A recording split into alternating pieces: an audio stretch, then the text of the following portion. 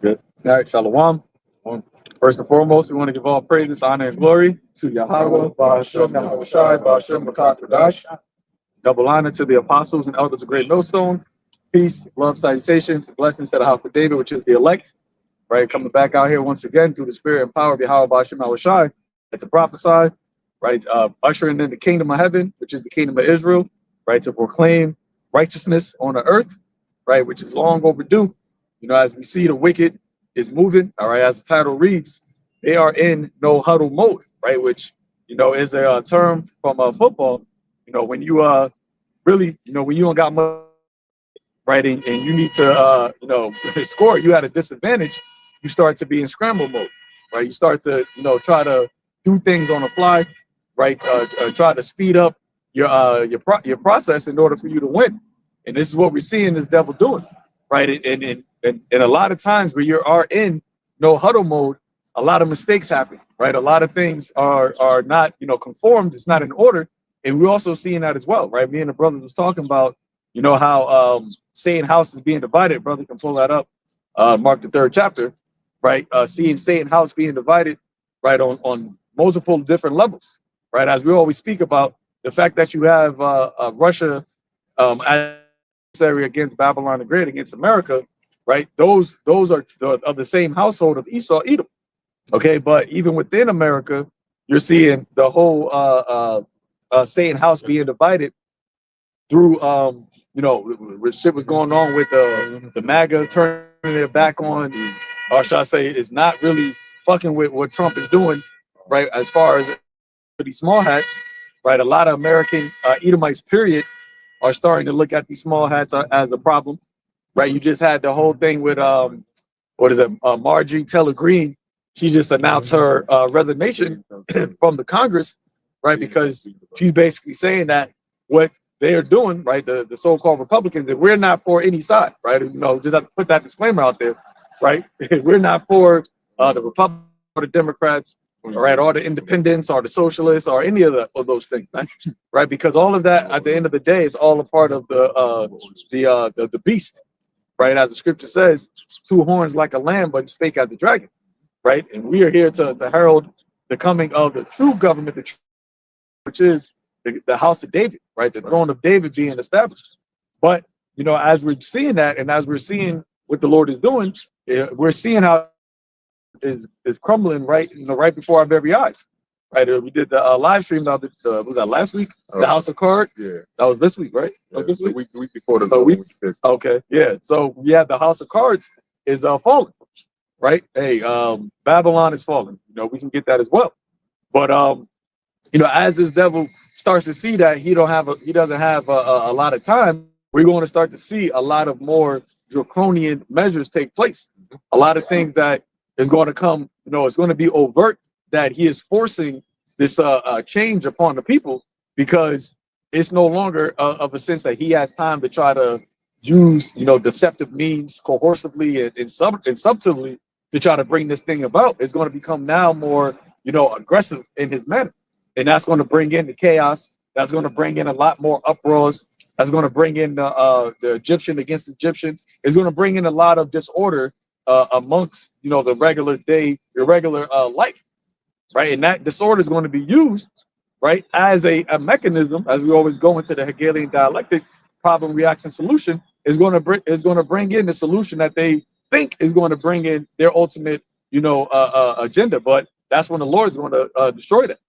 You know, brothers, got anything? Got that. This is the book of Mark, chapter 3 and 23, and it reads, "And he called them unto him, and said unto them in parables, saying, cast out Satan, and if a kingdom be divided against itself, that kingdom cannot stand." Now I say, how can Satan cast out Satan? And that's what you see a lot of times with these people, these officials, right? They're what they call the bipartisan, where you have one side is saying that they're the wrong, that they're doing it wrong, and that, you know, the Republicans are the problems, and then you have the other side, the Democrats, saying that, or should I say, the Republicans saying the Democrats are the. But it's of the same beast, It's of the same system, the same setup. So they can't. They're Satan can't try to get rid of Satan. Right. You know, you can't have Satan cast out Satan in the sense of, oh, you know, you're the evil, you're the problem, so I'm gonna fix the problem. Because as we've seen, it don't matter. And they literally showed you within the last 4 presidents, right? Because Obama was president and Biden was his vice president, and then Trump came in, and then there was a problem. So then they brought Biden in, which was just an extension of the Obama administration, and then there was a problem. So then they put Trump right back in, and then they're saying there's a problem. So nobody has any solutions. None of these devils have the answers, and they're only doing is really just causing more and more problems. And I actually did hear one of these truthers, which, you know, through the spirit, the prophet's been saying how the whole shit that's been going down with Biden, with the whole immigration and open door policy, how that was really purposely done in order to create the scenario and situation that you have right now. And that's something that, you know, like I said, the men have been saying, because the Lord has given us the understanding of how these things work. But now you got these truthers. There's one guy, full spectrum survival. He said that he's now under the belief, right? He didn't want to overtly say it, but he's basically saying that whole thing that happened with Biden and him doing that, he thinks that was purposely done for this to happen right now. And it's obvious when you really think about it. When you really see what's going on and how Trump is ushering in this whole digital system, digital surveillance and biometrics, it was obvious that they needed the reason, they needed the problem for the solution. What happened? Too many people. Yeah, of course. Right. And then who are they using as a scapegoat? Jake. Right. They're using Jake as a scapegoat for ushering all of these just that particular issue, that particular problem. Hey, one example is with the Satan can't cast out Satan is Donnie, right? He went from his administration is going to be Trump's worst nightmare to basically being a puppet boy right next to him.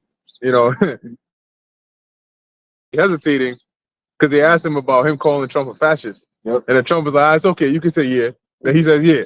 You know, so that whole 180 to where now he's yes, Mr. President. He got his hand, you know, tucked by himself and everything. It goes to show you that. And there's a reason, like you said, why they made it a closed door meeting. Because if enemies meet together, why does it have to be closed door? You know, closed doors is between, you know, conspiracies, things that you're going to conspire together to do. So all of a sudden, they go from rah, rah, rah, rah to New York, and we all see eye to eye and yada, yada, and so on and so forth. Because whether it's on the right or it's on the left, their job is not really to take each other out. Their job is to work in that sense to give you a certain perception so they can sway you one way or the other. But either way it goes, they're look, it's like one of them taking you the local route, one of them taking you on the highway. And you go on the highway, traffic, let's transfer it to local. Then the guy on the local route tells too many stop signs. All right, get back on the highway. And either way, they both take you, you know, in parallel directions towards the same destination. Because guess what? You're gonna see the highway driver and the local driver and the same destination. They said campaign for Mondani. They said voting for Mondani is like voting for Trump. Yep. Even though they said against each other. So now they got a whole bunch of niceties to say about each other. Yeah. You know, all the shit that Trump was talking that's gonna be terrible. And then they asked Trump, you know, would you live in New York as in mayor? He said, yeah. Just like that, right? Just like that, it shows you just how people are just so stupefied because they're playing right in front of your face. They're playing right in front of you. Hey, like in a no huddle mode. No huddle mode, there's not a lot of plays you can do, right? That's defense that you play. It's called prevent defense. You don't really got to do a lot of defense because there's not a lot of plays you can do. And that's what they're doing right now. They don't have a lot of plays left.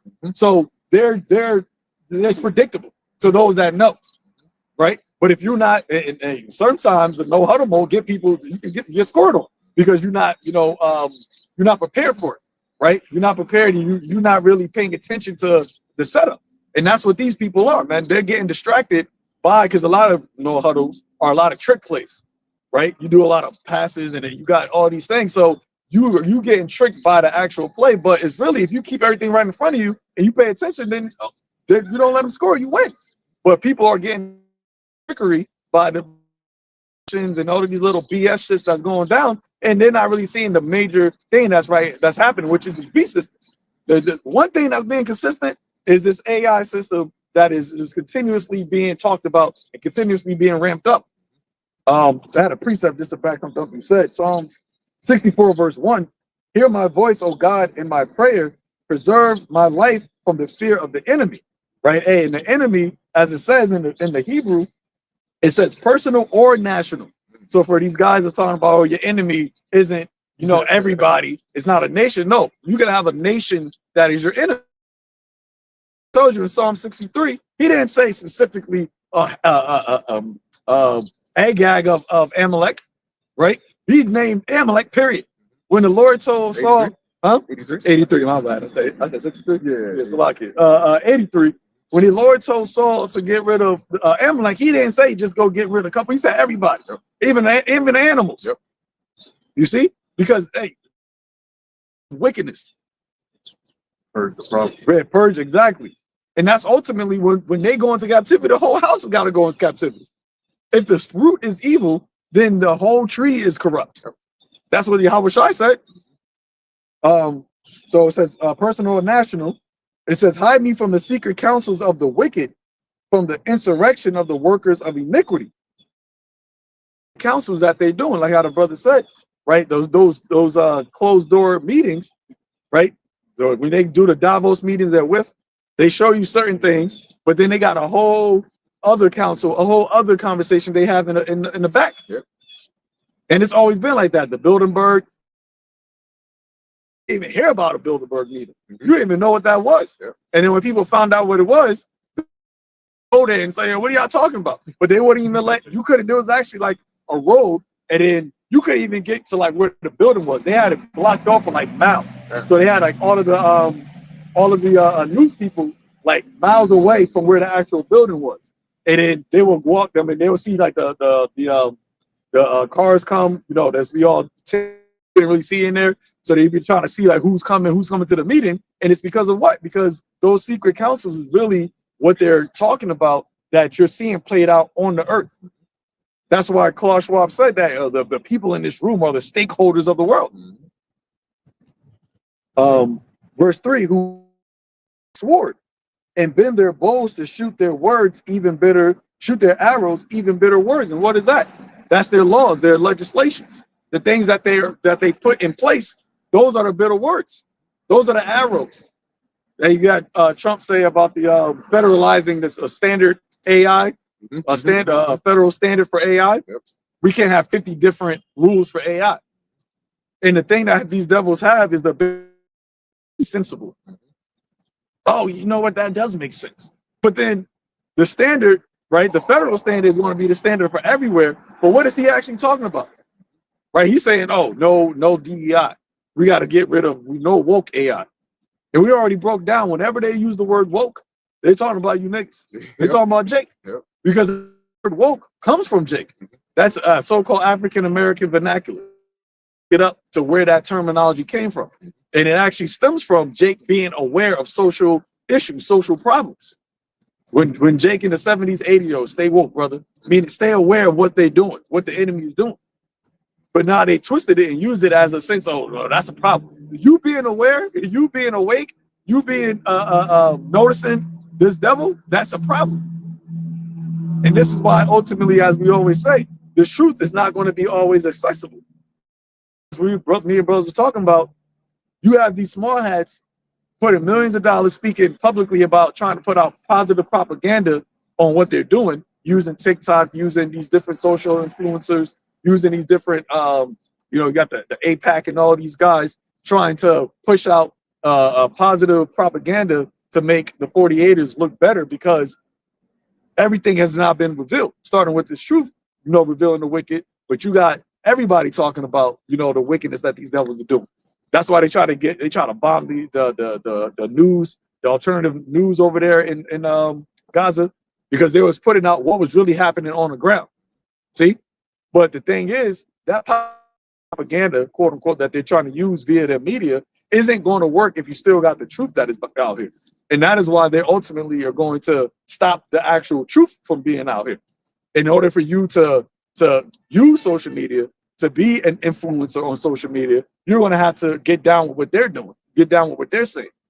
And that's going to be the deciding factor, because they're going to say, well, we want to need your, because they've been talking about it. We're going to need your identification. You have to identify who you are publicly. What happened?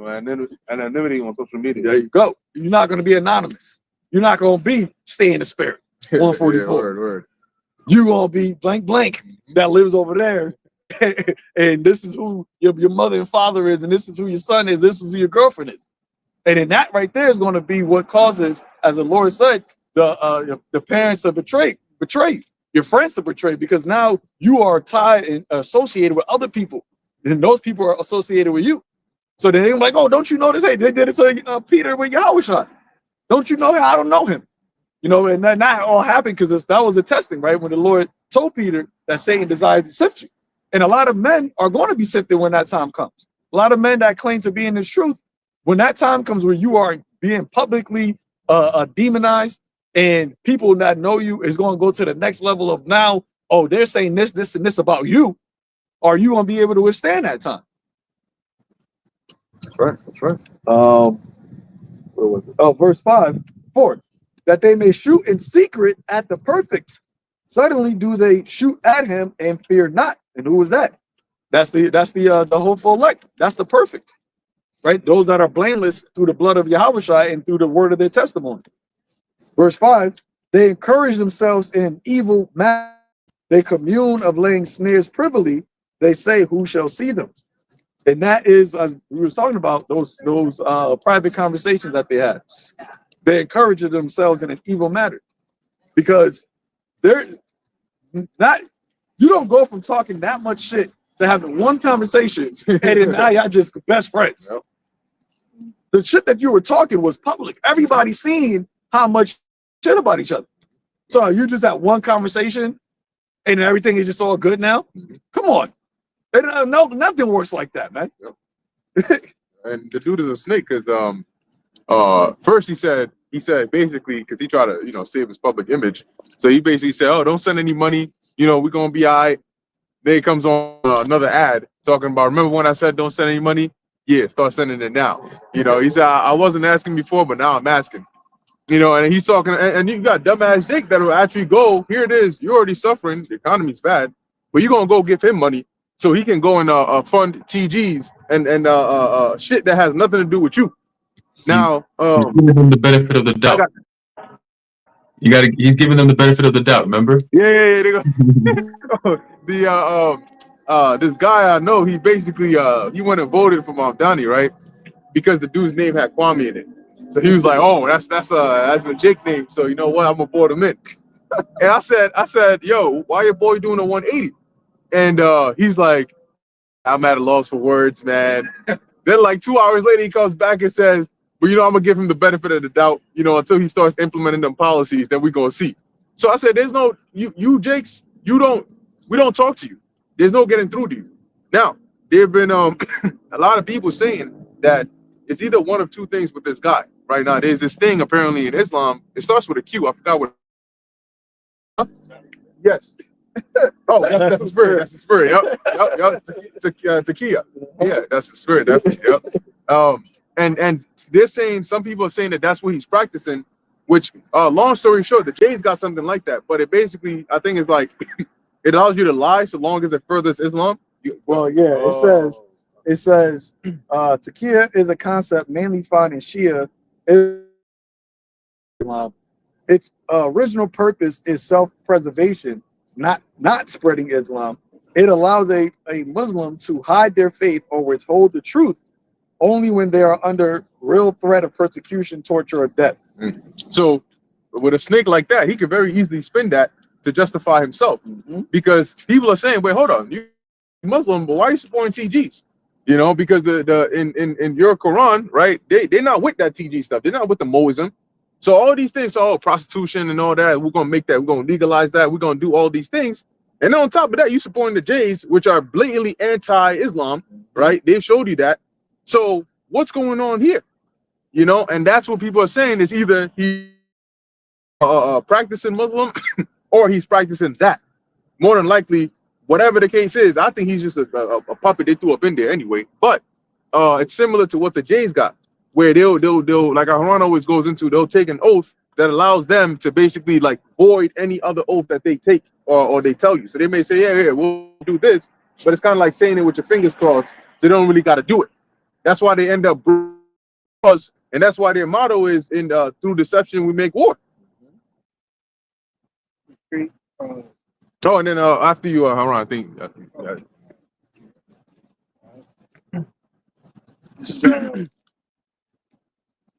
Revelation 13 and 11. And I beheld. Yeah, you can read it. Verse 11. 13 and 11. Revelation chapter 13, verse 11.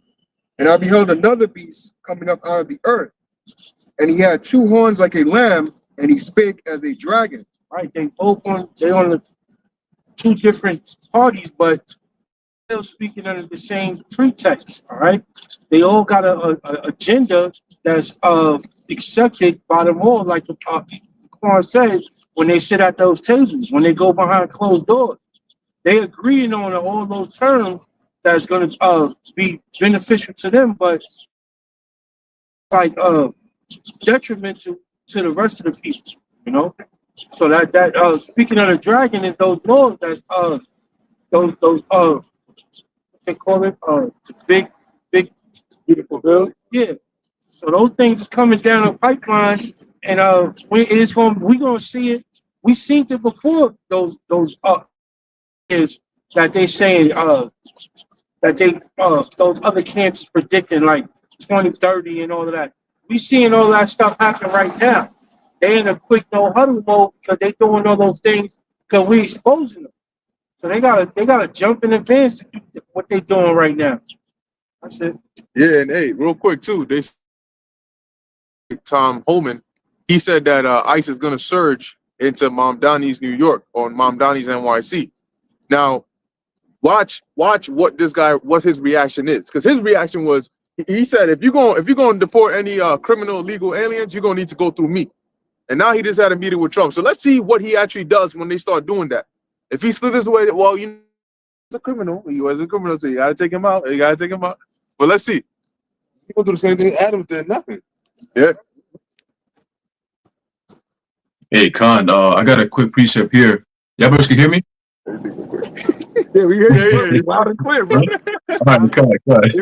It's the book of Micah chapter 2, verse 1. It says, woe to them that devise iniquity and work evil upon their beds.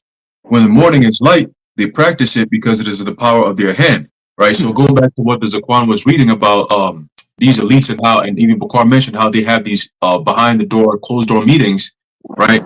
What these closed door meetings are there for is literally to come up with an agenda, with a master plan that they can actually execute around the world, because they can't do it in the open, because everybody's going to be like, hey, we ain't for that. We ain't vote for this shit, right? So you have this concept of NGOs, like we always say, oh, you have privatized corporations. And I was talking before earlier about it, that how soon you're not going to have voting. Like voting is going to be a past thing. Like nobody's going to be voting, because who are you going to be voting for, right? These people who you so-called vote for, most of the time is a public thing. It's a government thing. Like people voting their government people into power so they can do the serving of the people's requests or desires or whatever the case may be, whether it be food, whether it be healthcare, whether it be education, whatever the case may be. That's why you have governments there. Governments are there to be public, to serve the interests of the people that put them in place. That's in a so-called democratic government.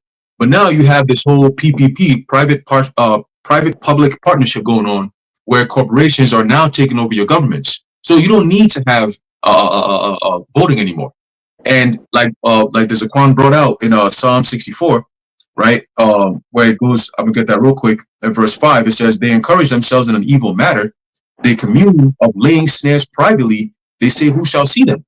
Right? So when they have these meetings, like Zaquan said, the Bilderberg meeting, you have something known as a trilateral commission, right? You have the World Economic Forum, but that's nothing compared to the other non-governmental organizations that's out there. These major corporations, they're the ones that are running the world right now. They run the governments. Okay, they're the ones who have those meetings where your presidents don't get to go in, but the policies are ruled through your presidents. Okay, so you might have a president in India. He's sitting down with Gil Bates, and they're discussing health. And you're like, well, Bill Gates is a freaking he's an own private company. Like, what the hell does he have to do with the president? Because they're working together now. So now the government of India has partnered up with Bill Gates. He's a private thing. Now he's going to be running the public affairs of health for India. So you see how it all works, it all plays out. And these are the kind of meetings that they're having behind closed doors where you don't get to go see. The only time you get to see it is when you're actually living it. When you go to the bank and Jamie Dimon is telling you that, okay, there's a new policy, we're requiring biometrics in order for you to access our banking system, which pretty much is the biggest banking system in the West or here in America alone. That's like pretty much like 80 to 90% of most transactions you're going to be making. You're going to have to do it digitally some way, somehow. So if we think where 2026, they're saying that they're going to be doing away with cash, it's on the 2026 edition of the Economist magazine, the cover of it, it shows you how the dollar is going to be done away with, how cash in itself is going to be done away with. So they're subliminally telling you these things. So guess what? If you don't listen to the prophets of the Lord, when 2026 come about, let me say it in a nice way. Let me say it in a nice way. When 2026 comes, you're going to have recession, you're going to have chaos, you're going to have bank runs, you're going to have a war, you're going to have pestilences. These are all things that they're planning to do. Okay? We're just telling you this is what they're planning to do. Once it starts playing out, people are not going to be able to fight against it because you don't have any way out. You, the people, are rendered helpless, hopeless. You got no jobs. What was the thing that, Before I think it was mentioned earlier today about how the new big beautiful bill basically is doing away with the nursing credentials. So now it's going to be looked at as a graduate qualification? Yeah, it's not a profession. It's not a professional degree. Right. It's not a professional degree. It's now more of a graduate degree. So meaning you can't get certain I think it was like from 50 grand to now it's like 30 or 20 or some shit like that. Right. So that's going to be a problem for a lot of nurses, which are mostly women. Okay. So you notice 2025 was basically the destructuring of your inner cities, right? The destructuring of your system that you rely on so much. And it aided you women for all these years. But now they've set the stage for 2026 where you're not going to have these aids. You're not going to have the ability to just get up and go to work and be a hoe all day and then just come back home and talk shit on the internet. Nah, it's over with. And I seen somebody, he said, oh, the days of, the days of thinking that you could just have a job and be independent, them days are over. You're going to have to go find a man now. You see what I'm saying? Now you have to find a man because you ain't got no jobs to support yourself. And the government jobs that you could go to and say, oh, I got this job, I'm good. They turn them down and say, nah, we don't need you no more. So where you going to go? Huh? The men who you push back say they don't want you. The government that you ran to thinking that you got some better shit, they telling you that we don't want you. We ain't got nothing for you. So what the fuck you going to do? Okay? So it's all coming full circle, man. But let me finish off in verse 2. Micah chapter 2, verse 2, it says, and they covered fields and take them by violence, right? Look what's going on in Gaza, all right? It says, and houses and take them away. So they oppress a man and his house, even a man and his heritage. And that's what's coming here to America, Babylon the Great. Okay, when you look at the magazine, it has America's birthday cake, right? 250. And then you have a fist coming up and it has a handcuff around the fist. So you should just imagine that shit, man. We're talking draconian, panopticon all the way through, man. And it's coming, right? The imprisonment of the American people in their own home, in their own houses, man. Okay? You got it, bros. I was gonna say, you mentioned the thing with the nurse. I seen something about that, like with the degrees. But that company, Nvidia, they got to start all the stocks. That company just said that they about to start putting robots, something in their hospitals for nurse shortages. So, like, you know what I'm saying? That's very interesting. That, like, he mentioned that degree stuff, and then now all of a sudden it's a nurse shortage. I've seen some of this eating up talk, but it's not really a nurse shortage, but they're just doing something to where like they're causing it. You know what I'm saying? Yeah. Just to add to your point, I was at work this week and I overhear it was a conversation I was having with somebody, and basically he said that his family member went to Japan and got a surgery with a robot, and basically that's commonplace over there. It's not like, you know, America's always behind because this place is just worn out. You know, they got the maglev train and I think it's Japan, flies like 300 miles an hour. You know, they got more advanced technology, but over here they just don't give a shit. They've already facilitated. They could put the money into advance it, they just don't give a shit. But the dude was telling me the robot did the surgery, and basically the people that get the big money are the people that know how to program and work with the robot to do it. And sometimes in the middle of it, doing something on an organ, they'll have to reprogram it or something like that. And those are really the people that are getting the big bucks. And the doctors, they're still there, but they kind of getting phased out more and more. And that's really what they want to bring on a global level. Yeah, because ultimately, I thought about that and I mentioned that. I said the big beautiful bill has legislations for AI support. I think for like 10 years or so. And now they're also working on compute. I think Google was the one who said it. They said they're gonna need to like double or something like that their compute every. Mm-hmm. You gotta just bring it to the left, the camera over there. Yeah. They're gonna need to double the compute like every month or so for the next, I forgot how long. But that whole electricity consumption that they're saying, who is it gonna take away from? Eventually, because electricity is still a commodity, and eventually and that's gonna affect the people to where the the people themselves are gonna have to either have electricity now rationed for you.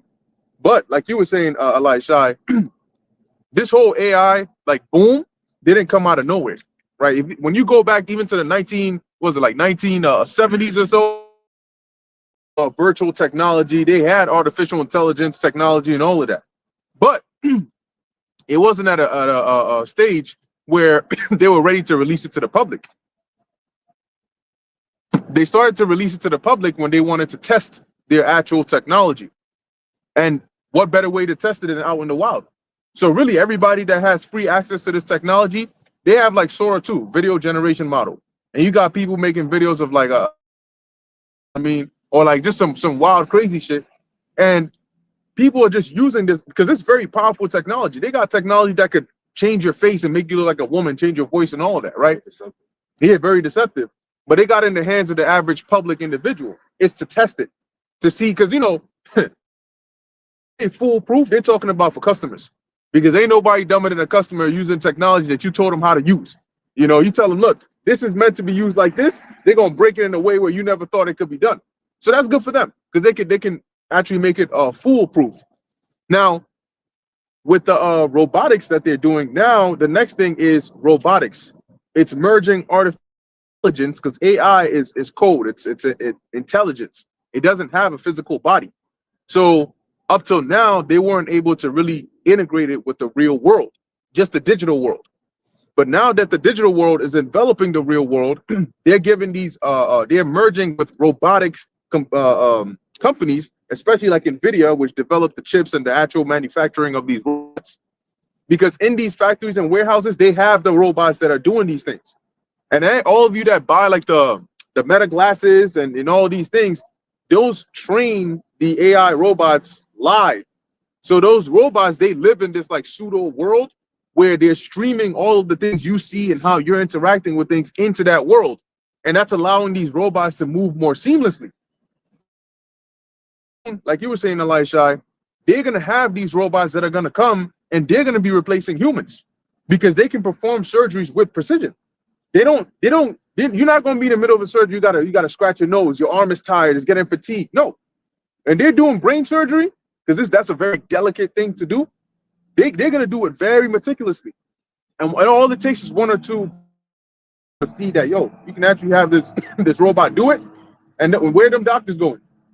You know? So eventually, like this whole nursing, so on and so forth, because somebody was saying in the video that what it's going to do is it's going to reduce the nurse force. Not because they're saying you can't become a nurse, but the nursing school is very expensive. So it's going to private loans or just abandon that field altogether because now it's too expensive to even get into it. And there's not as much benefit now because you have to basically do this whole expensive process of getting into it. So that cuts that workforce on top of them laying off actual nurses and slowly introducing these actual robots that have the mind of artificial intelligence, and now they can physically do these things. That's how they introduce the universal basic income. When they can replace construction workers. Oh, what's that? There's a movie, Haran told me about it with damn, is this Subservience? Is that what it's called? With Megan Fox? They call them Sims. I think it was subservient. Subservient? Yeah. Yeah. And they call them Sims. And they look just like human beings. They in the little trailers and shit. And you saw they had them on like the like almost like the construction sites. They could get them to do construction work. They can get them to do work in the hospitals. They can get them to do work in the cafeteria. They can literally replace anything that you can physically do. And they can do it better because they can be stronger and they think much faster than you. They don't get tired. They don't go on break. You don't got to pay them. So they're going to easily replace, you know, these people. The problem is a lot of people are delusional. You tell them like, you know that they're cutting the workforce, right? Yeah, it's so crazy. Like, why would they do that? Then you explain to them why they would do it and they'll brush aside what you're saying. And then they'll just sit in their confused state of wondering why it is this is happening. Funny, my man. So you mentioned about the how they're saying that you can't be a nurse, but making it very extremely hard. And then think about how the TSA now they're about to start. They projected it, or they suggested it basically that the TSA, if you don't have a real ID or a passport, you have to pay $18 at a checkpoint. So they're not really saying force you to get a real ID, but they're basically going to make it to where like you can't really, you ain't going to pay $18 fee. If we talking on top of your travel fees, your fucking wherever you going, all that, you're spending money, that's an extra $18. So they're coming to it, and they recover the fees for the technology they got to use to check who you are if you don't have a real ID or a passport. So that go to show that the time we're in where they're saying like you have to get more inclined with this digital world that we're trying to usher in.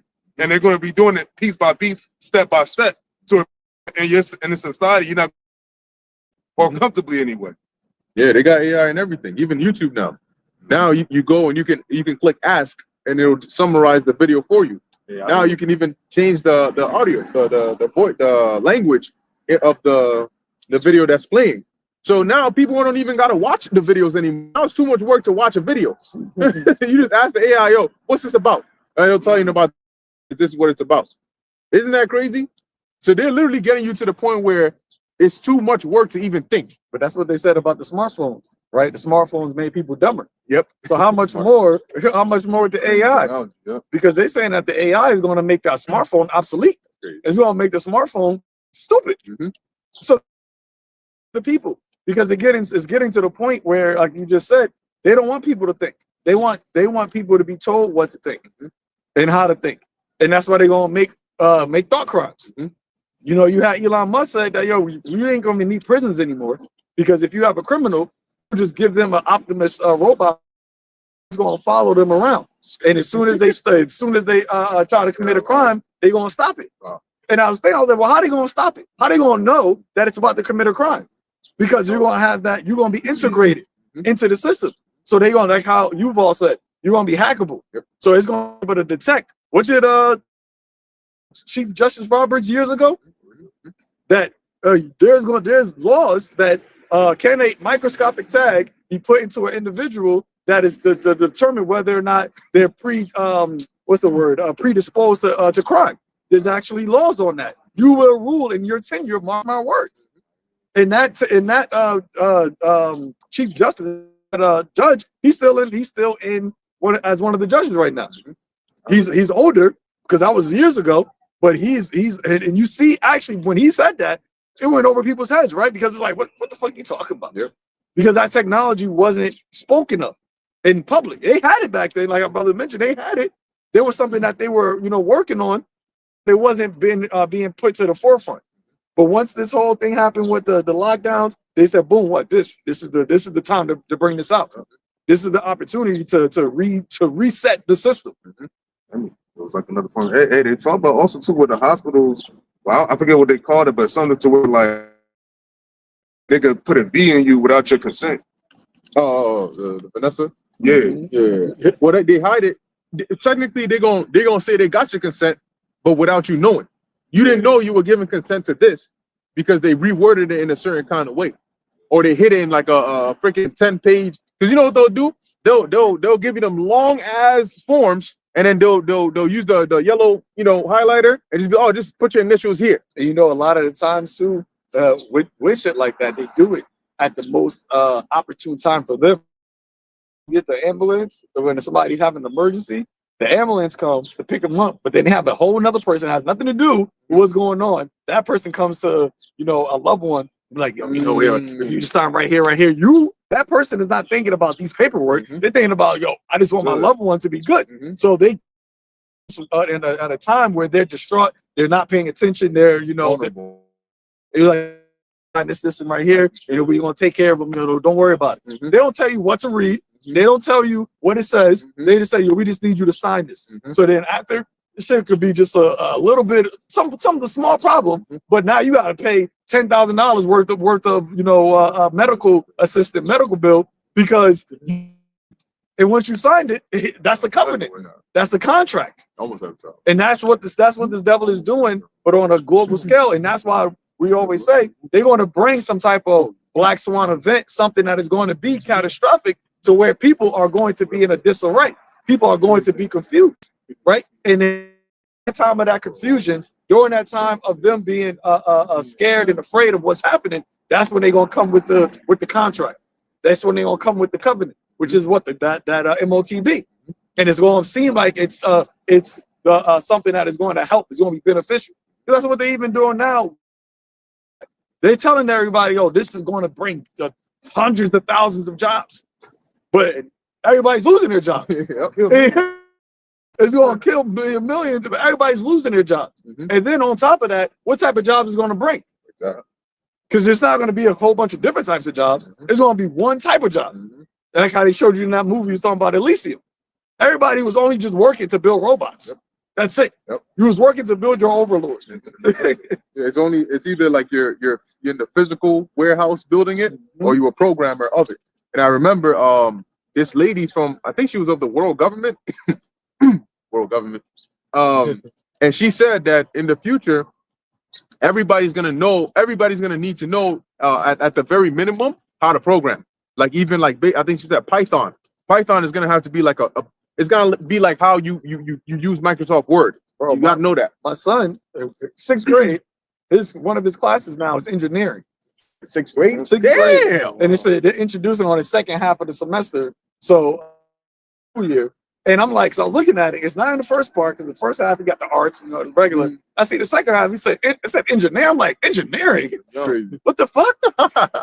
But that right there goes to show you that's what they're already priming students to be involved in. And at the same time, they're trying to take away, you know, learning your history, right? Learning what happened during slavery, right? They call it the critical race theory, all that. You don't need to know about none of that. That's why Trump said woke AI. When you go into AI, it's no longer going to tell you about. It's going to tell you that Jim Crow happened, but it's going to. They said that it's going to be in the sense that it's not going to spin it negatively. It's going to be like that happened. There were certain instances that were bad, but overall, that system that happened back then is not affecting anybody now.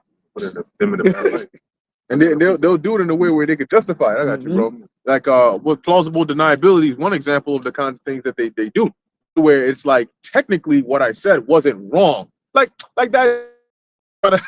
She tried to cover her ass after very openly butchering some shit because she said that some Republicans and somewhat received money from a Jeffrey Epstein.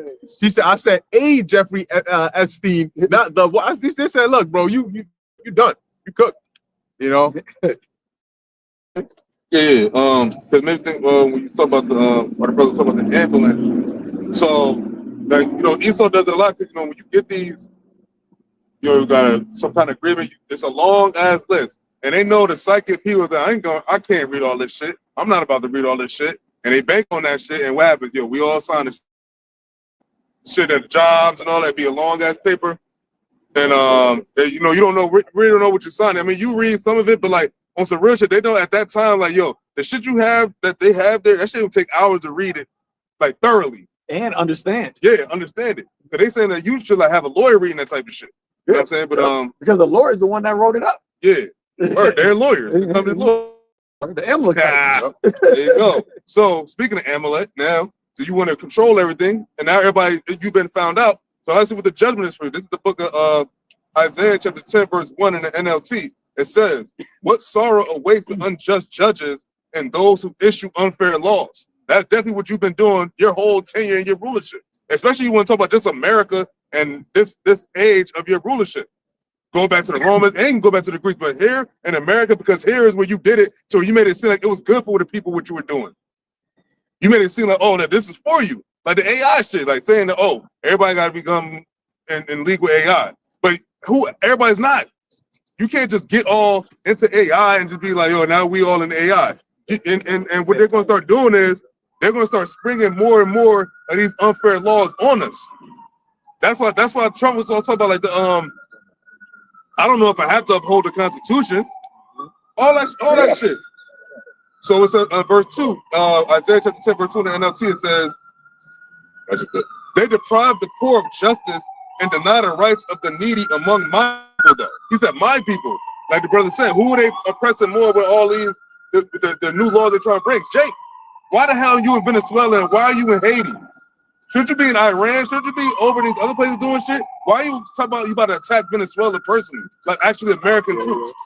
Who's that? Nigeria. Hey, who they really going to try to use that for? It's going to be the elect. Because think about what happened during the time of Daniel, right? Where actually somebody can pull that story up, where those individuals conspired to basically set up Daniel by creating a new law, right? Creating a new law, knowing that Daniel was a servant of the Lord, knowing that he had a specific regiment of, serving YAHAWASHI. So instead of attacking him directly, they attacked him indirectly and convinced the king to create a new law that nobody could pray to another god. And that's what this devil is doing. That's what he is setting up. That's why when you go in Revelation 13, it said that he said that all should worship the beast, and whoever wouldn't should be killed. That's what the whole AI system is really going to do, is you got to be fully integrated into it. And if you're not, then you're going to be, by definition, what do they say? You're going to be disassociated from society, right? You're going to be detached. That's what it was. If you're not fully integrated in the AI system, it's just like having a cell phone now. Having a cell phone, if you don't got a cell phone, it's really hard for you to maneuver within society, man. Real quick, so because it made me think about that snapshot that was happening when the government shut down. So it said they deprive the poor, this verse 2, it said they deprive the poor of justice and deny the rights of the needy among my people. They prey on widows and take advantage of orphans. What? Those are the vulnerables. Yeah. Right?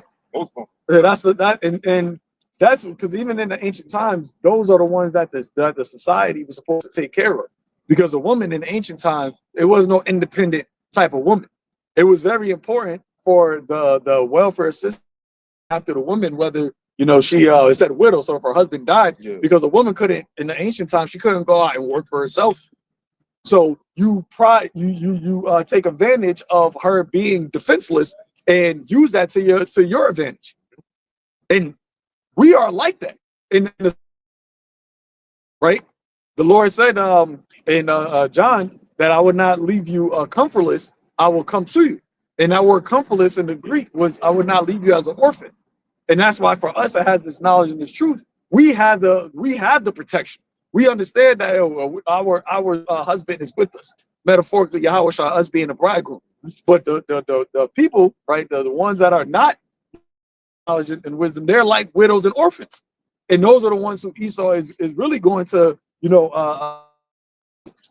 are the ones that's going to go down to Egypt for help. That's why when you see what happened with the shutdown, how Jake, especially the women, how they were lamenting about not having their teats. Yep. Because they felt defenseless. They felt like a widow. Who's going to defend me? Because that right there went to go to show that your protection is in this devil, is in this system, is in him. So if he wants to just say, you know what, turn your back on you, then you're going to feel like I got nobody. Yep.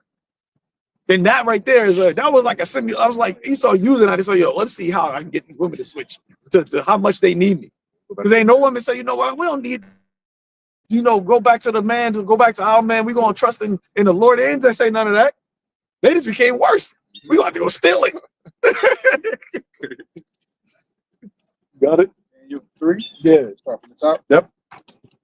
Daniel 3:1. Nebuchadnezzar the king made an image of gold, whose height was 3.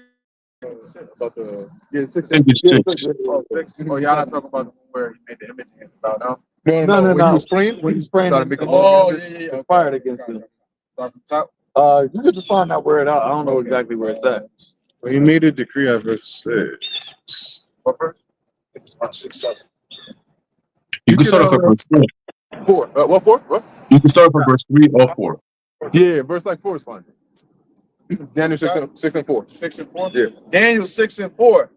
Then the presidents and princes sought to find occasion against Daniel concerning, but they could find none occasion nor fault. Yeah, and that's us, you know, because like we always say, hey, we tax-paying citizens, man. We follow, we stop at red lights. Yeah, taxes. We pay our taxes. We render unto Caesar. What happened? Law-abiding citizens. All we doing is exercising our First Amendment right by coming out here, right? Right. This is a non-violent demonstration. So they can't come at us in the sense like, oh, you guys are like the Muslims. We ain't out here praying in public in the whole block. You know, we don't block the sidewalk. We agree with our adversaries. We don't incite any violence at any of those things. So as he said that they wanted to have an occasion against us, that's like during the time of Babylon, Neo-Babylonian Empire, but they couldn't. So what do? Instead of, and they're going to do both ways. They're going to try to use the AI to do, but also they're going to change the system so now that what we do is actually a problem. That's how we always talk about they're going to outlaw the Bible in the sense of how we're speaking about it, how we're preaching about it. Yeah, it's not going to be the evangelical Christianity. It's going to be, oh, you know, those guys with scriptures to preach hate. Right. So now you change up what the terminology of hate is, because the scriptures in its entirety, it is a book that is tribal. Right. We won't use the word tribal. We're not going to use the R word. We're going to say it's a tribal book. Hey, did not Lex Luthor say that in Batman versus Superman? God is tribal. He does choose sides. Where they scriptures? The Lord said it all throughout. My people. None other spittle nations. It's all over there. But if you change the term, now if you change, I'll take you about shut up. Now if you now change up what hate speech is, now you can say that's what you guys are doing. ChatGPT is integrated in our Israelite doctrine, and they're using that to be able to put it in the form of like we're well versed in which I believe in, so we can manipulate the bill to go to counter react which are coming with, because they are, you know, as seen, ChatGPT uses GMS doctrine a lot when breaking down our prophecies as far as what Hebrew Israelites believe. Is the truth? Yep. Right. They know it's the truth. Yep. So they integrated into finding that new bill like they did for Daniel with praising. I mean, with him worshiping the Lord. All they gotta do is to say that y'all can't prophesy. It's illegal to prophesy. And they can just go into it and make that a bill or make that a law for us, and that's all we do. So that's way trying to get us off the streets right there. Hey, quick point. Daniel had it. He was loved even amongst his enemies. He was loved, and that's part of what the Lord said to Jeremiah. You know that the enemy will entreat thee well. Right. You know, basically, there's no occasion against us. You know, even certain Edomites they get around us, they're like, damn, in their head, they're like, damn, I kind of like this nigga. You know, like shit. I hate every nigga I ever met, but this guy's a little different. He's an upright Jake. And that's like a lot more of a movement now with Jake, that they departed from that YN lifestyle. The quarter zip, thing they talking about where Jake is wearing this type of dress where they more proper or whatever. But that's like, especially with the men of the Lord though. The men of Yahawah YAHAWASHI, there's a spirit in them. So they really can't find no occasion against them. So it's a couple hating niggas behind the scenes that's gonna set this thing up to try to have us accused. And that's why they have AI, because it's not emotional. You know, it's not gonna look and say, well, damn, I really can't find an occasion. AI is gonna say, no, I'm set up on a mission to destroy them, and it's gonna go like the Terminator movie. The first one, the Terminator, he had couldn't nothing stop him. He didn't have a heart or a soul like a man does. You know? And you know what's the thing about those young Jakes doing that thing is, for them it's just a trend. Right. Like they'll put their whole heart into it because they want to do the best version of the trend.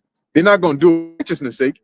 If there was a trend of fearing the Lord and it became popular, they do it for that, you know, but not because that's why a lot of them Jakes, they got to go. I understand why the Lord said both young and old. I don't know if brother saw it. There was that video of that mother and her two children that got attacked. Yeah, by them little demons. You know, that's why the Lord says young and old. Them kids, man, you got little kids, not even 5 years old, singing this ratchet music, sticking out the middle finger out the back of a car. If they're that destroyed at that age, there's no rehabilitation for that. They gotta be cleansed. They gotta be wiped out. That's what Trump said. Yeah. He said some of them are just born like this. He ain't lying. He said they're just born like that. Careful. Damn, I was gonna say something. Lost my train of thought, but you got it. Daniel 6:4. Then the presidents and princes sought to find occasion against Daniel concerning the kingdom, but they could find none occasion nor fault, for as much as he was faithful, neither was there any error or fault found in him. Hey, that scripture says in Revelation that there was no mouse. Right? Those that follow the Lamb, whithersoever you go with. See, and that's what makes us faultless before the throne. Because like even like brother was talking about Edomites and these other nations, when they come up to the true men of the Lord out here on the highways and byways, you can have a conversation with us. There's been plenty of times where you might say, all right, man, you know, take care, you know. But what they try to show is or publicize is these other false camps out here that try to make this thing look like it's abrasive and aggressive. But they're aggressive, ain't they? Right. That's because you ain't the true man of the Lord. You ain't going around marching talking about that's right. They ain't doing none of that, man. We out here to teach the truth, to spread the word of Yahawah YAHAWASHI. And anybody can come up and have a conversation, and it really depends on if we want to talk to you or not. We would talk to you because edification gonna come out as some way, shape, or form. But that right there goes to show, as it says about Daniel, he was excellent. Daniel was amongst heathens. Yep. But he was able through the spirit of the Lord and the way that he conducted himself, he was able to become high up in the heathen's rulership. But see, is the perfect devil. So he ain't gonna allow a righteous man of the Lord to be that influential in his kingdom. He's seen the other ways how the other heathens did it. He was like, see, Nebuchadnezzar shouldn't have did that shit. He read the Chronicles. When he got into power, he's like, yo, give me them Chronicles of all them other ancient names. Yeah, see, no, we're not doing that. Cyrus, that nigga's crazy. Go ahead. I remember in Trading Places when Eddie Murphy was in the bathroom and he overheard them talking. He said, "You think I would let a nigger run this company? Like do whatever the fuck they was doing?" Yep. You seen all that, man. You seen what Pharaoh did? Hey, you brought in Moses. Nah, it said that Moses he was what was the word they used?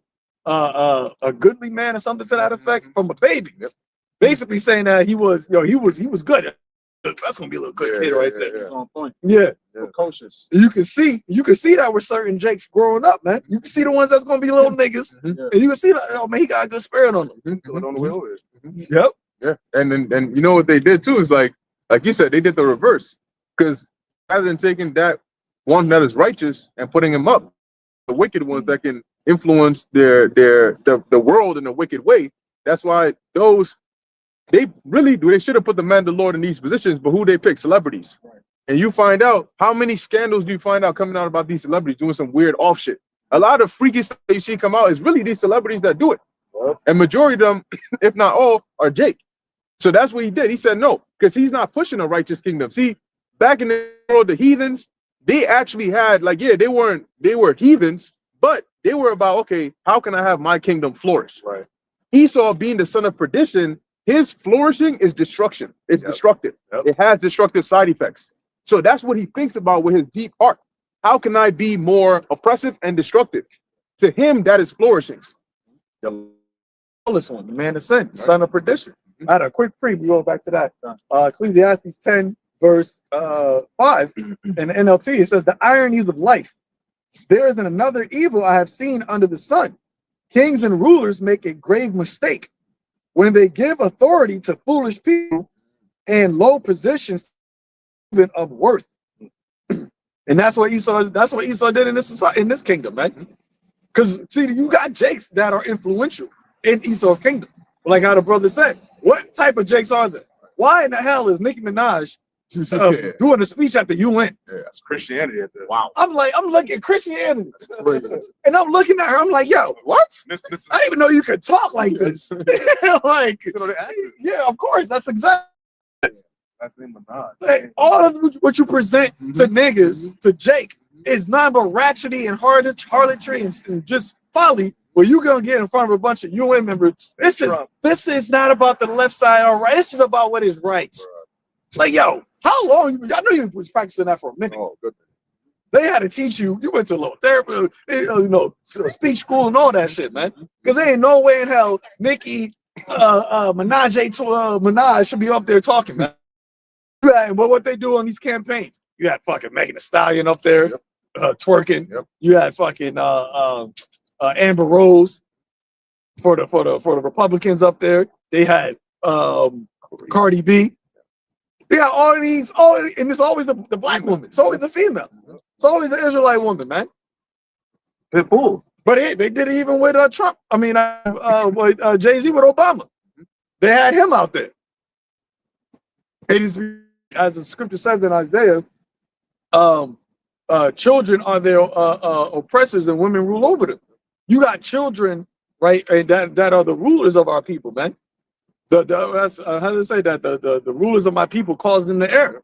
These are the people that are the rulers of this modern day rulers are these celebrities, man. Well, who put them in that position?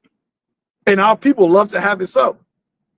Like you got Floyd Mayweather doing the whole thing with Amalek. My God. That whole thing, I'll be the voice for Israel. I'm saying, like, yo, I always stand with you. I'm always but like, it's funny because you said Nicki Minaj, like, I saw that, so I want to honor Trump to send a third.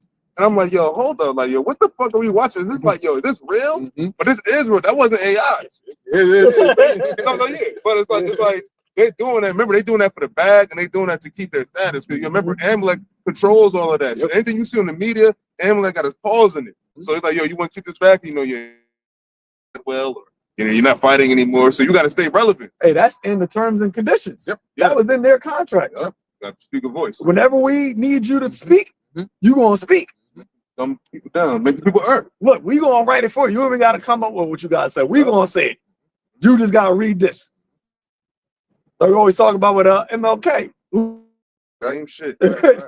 Now they just athletes. Yeah, and you know they're about to do something because, like I said, it's not coincidence. Like all of a sudden, back to back to back, different so-called celebrities in jumping in the political limelight on some like with the whole Mayweather situation. That was like out of left field. It's like, bro, what? Out of nowhere, what happened to the boxing videos? And you can see his energy was completely different. Mayweather is naturally a cocky dude. When he talks on there, he's doing his thing. He's doing his thing. It's like this. I see a lot of y'all fighters that do it this way. That's wrong. You gotta do it like this. You gotta do it. He's taunting people. Like, that's him. And he get on here like a freaking preschooler. You know what I'm saying? I stand with your eyes all red, watery and shit. Like, they just beat his ass before they brought him out there. And you Amalekites in the back. Yeah. Even when you got these political jakes, right? I remember when Adams, I think when he was doing like his inauguration speech, he was out there, I'm going to be for blah, blah, blah. People, you look at the people that's behind him. Ain't nothing but a bunch of small, well, they don't have the small hats, those are the political ones, but the political Z's, the ones that control the same shit with Ma'am Dominic. You see who he was with the fake froze niggas. It's always the same thing, man. But this time we're in a time where it's being exposed. Right. It's the exposure, and they see it. They know that they're being exposed, and they know that the main exposure is what is happening right now. This is what's causing this whole stir up, man. As we always say, through the spirit and power of YAHAWASHI, we are literally speaking the end into existence. Right. The end of your kingdom. And your last move when you actually touch the anointed. When you say, you know what, we can't do nothing else. We tried every other avenue. We gotta go, just go. We gotta get What? Psalms 12 and 8. The wicked walk on every side when the vilest men are exalted. you got it. And that's what Esau would do. He'll take the biggest sack of shit. That's our people, okay? Fucking low-life scumbag. Just like the Greeks did, man. You know, they took the most, they look and say, nah, we don't want them. Yeah, send him over there, the one that's eating out of a dumpster. We're gonna take him and put a crown on his head, and he gonna be the ruler over y'all. That's why you get a Diddy in this position. That's why you get Mayweather in this position. They're not gonna put us up there because we're gonna say, hey, Israel, y'all the people of the Lord, and repent and praise YAHAWASHI. Yo, cut the feet. You cut it quick. Get him out of here. Who the fuck told you you can say that? We're gonna say what the Lord told us to say. But that's just what the society is all about. All right, nothing is new under the sun. That's what happened during the Greeks. All right, that's what happened during the Romans. That's what the Romans, the wicked scribes and Pharisees said, that the Romans will come and take away our place in our nation. Yep. That's what they were concerned about, not that the word of truth was being preached. So everybody is kissing Amalek's ass, kick. That's Mamdani and Trump. It was basically a humiliation ritual. We're gonna have y'all talk shit against each other in the media for this whole time, and then when he gets in office, y'all gonna come and kiss and make up and kiss the ring for Amalek in front of everybody. Yeah, slap you on the arm real quick. And even Trump is humiliated because this nigga's is in your face. Back. Dude, just slapping them everywhere. And You can say it. yeah, good boy. Yeah, exactly. Good boy. Making a fool out of him. You know, but and also Trump looks stressed the fuck out too, because he know this Epstein shit is hanging over his head. They're like, listen, you gonna go out there with Mamdani, like him, fuck him. He's a heathen, you know. But basically, he had to go out there. They both had to do it because they. And what was their unified theme? Well, we agree on more. We agree on a lot more than I thought. Yeah. I'm sure you did. I'm sure you did. So that means that y'all just talked about a socialist, fascist country. Yeah. You add both of those things together, like, well, you own nothing because the government owns everything. And going back to what you were saying, that's what happened during the Greek Empire. That's what the Antiochus was telling one of the brothers. Look, if you consent to what I'm saying, well, I'll make you rich. I'm gonna put you at the right hand and sit in the seat of authority. You know, you don't have power. All this. All you got to do is just taste this swine. Yep. All you got to do is just sacrifice into the idol. What did one of them tell? I don't know. What did one of them brothers tell? Said your seed And your seed. Yeah, your seed. And that's who Trump and all these niggas are. That's the same seed. Yep. It's ain't no time that they're gonna make another public spectacle of one of the with causing a diversion with Jay-Z right now. They're gonna say that he's gonna be the next one on the team. Because he's like a public figure to Jake as far as being influential, as far as being one of the richest rappers or whatever, influencers. So in order to get him, that'll take the pressure away from the scrutiny of what they got going on. They public exposure, the things that are being uncovered every day, because ain't nobody bigger than Hov right now as far as entertainers, So Diddy, there was speculation that Diddy going to snitch on them about the things that they had going on, that the scandals. So for that to come out, just want to look out for that. But Isaiah 47 speaks about them being uncovered. Come sit down in the dust. Oh, virgin daughters of Babylon. That period is happening every day so far. I see, with the food, finances, everything. Even some of the historical the historical facts about Amalek with the gas chambers is being uncovered. And it was untrue. Yeah, well, we can't speak too much about that. They don't play with. You know what I'm saying? Don't get on your joint quick. And now, like we've been saying, with the integration of AI and everything, now it's not a matter of submit an appeal, and they're not. Why do they need to give you an appeal? Because it wasn't a human error. They trust their AI systems, you know, and now they've a full page in front of AI in 2 seconds. It already read everything on that page. It's not gonna need to. I gotta cut to the 50-minute mark. Oh, it's a long live stream. If I hide it in the 51-minute mark, it ain't no. It's gonna catch it, you know, because now they got the transcript. They got the transcript for a reason. Because when they take your audio and put it into text, it's easier for the AI to detect anything that it wants in there. Easily scan through it. Okay, what keywords, what buzzwords are they using? And they can now they reason with context. It's not just, oh, well, I didn't say the word. They'll want to say when he mentioned the MOTB. The things he said about the MOTB sounds like if you plugged in the C hip in there, that's what he'd be talking about. So now they got all these systems running on its own. That's the thing about it, you know, and they call them agents. They got these agents running on their own. They don't need humans to do that.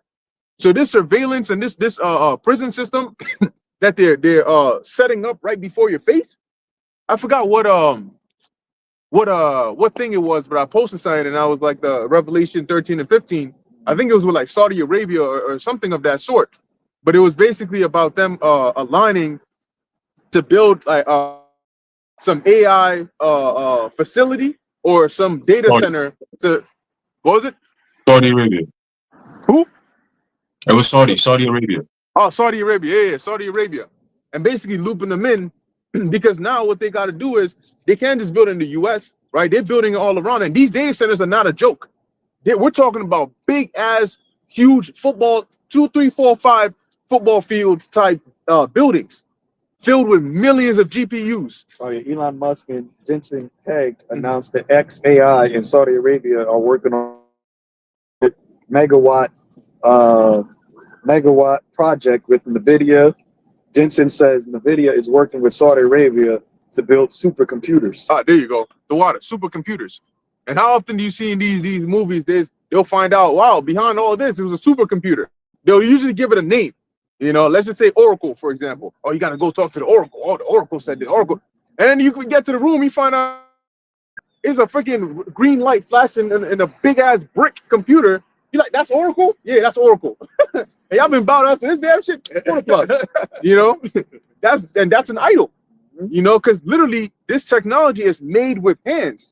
And yet you're going to have people worshiping it because now, like we mentioned, the difference with this idol than the previous idols is this they can actually make alive. You got a word alive, and I think it goes into animate. There you go. So it can animate it. Mm-hmm. It's animated, right? Mhm. Like you say, like anime. Yeah. Right. It's cartoons, but they look alive. Right. You know, they look like they. That's why you're able to connect with them. You be feeling bad when one dies and shit. Yeah. Like, yo, man, this thing is a cartoon, but it's animated and did with the AI. So now you got people that marrying AI. I mean, people going there for therapy. People going there for questions and listening to it, talking about it. You're killing yourself. Like, okay, no, it's the best thing to do because it's become you've been psychologically duped, deceived into thinking that this thing is actually alive. And that in the ancient world they called it an image. And an animation is really just a series of images just playing really quickly one after another. So now that's why I said he had power to give life onto the image. Because this idol that they've invented, they actually now have the power and the technology to be able to animate it, like the Zaquan just mentioned, to where it looks like can actually speak. Okay, and now by those that are not down with this new infrastructure they've set up, they're gonna get you up out of here. Because what they'll do is they'll find a way to, like we're reading about Daniel, to tie in the fact that you don't agree with AI into something else. Like, what do they often do with these people in political positions? They blackmail them. They don't blackmail them because of what they actually did, and it shows you how criminal these demons are. Because if this guy was a so-called PDF, why didn't you bring that out and put him behind bars for that? You're putting him behind bars because he didn't want to go with your agenda. and then you're putting it out in the public because you're saying, oh, he was a PDF. So it really shows that you don't care that he was, because you could blackmail him on that. So that's what they're gonna do. They're gonna say, oh, you're not down with the system, you don't want to worship the beast. We're gonna say that you are a T. We're not gonna say we're coming after you because you're not down with with worshiping AI. No. We're gonna say you're a dangerous person, thought criminal. You know, you have potential to do this, that, and the third, and we don't want to take that risk. So either you let us put something in your head to monitor you, so we know you ain't gonna do nothing wrong, or we're gonna need to isolate you from society or eliminate you altogether.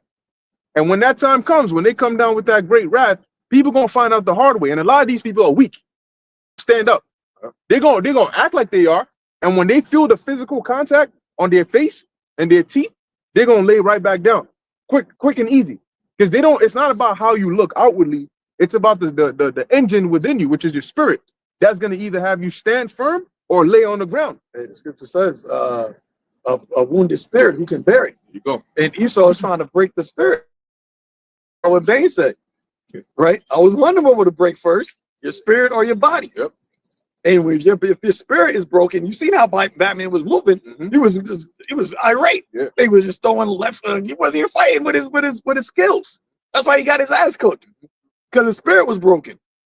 And that's what this devil is setting up right now. All of these, they're just breaking people's spirits one after another, you know, causing little shit to happen. You see the big playing with the internet outage, seeing how people are going to react to that. Yep. Shutting down the government, they're bringing it back, fucking up the transportation system, taking away, playing with people's psyche, man. Because it's the people that are really getting duped by it is the ones who are of this world, right? The ones that are and has their spirit in this world. Esau can manipulate that, playing like puppet strings, right? Because he controls the world. So if you are of the world and in the world, you can easily control. You move to the tune of this world, you know. And all he got to do is just because everything is vibrations, as we say, you know. And people underestimate the actual power of that vibration. When you have your spirit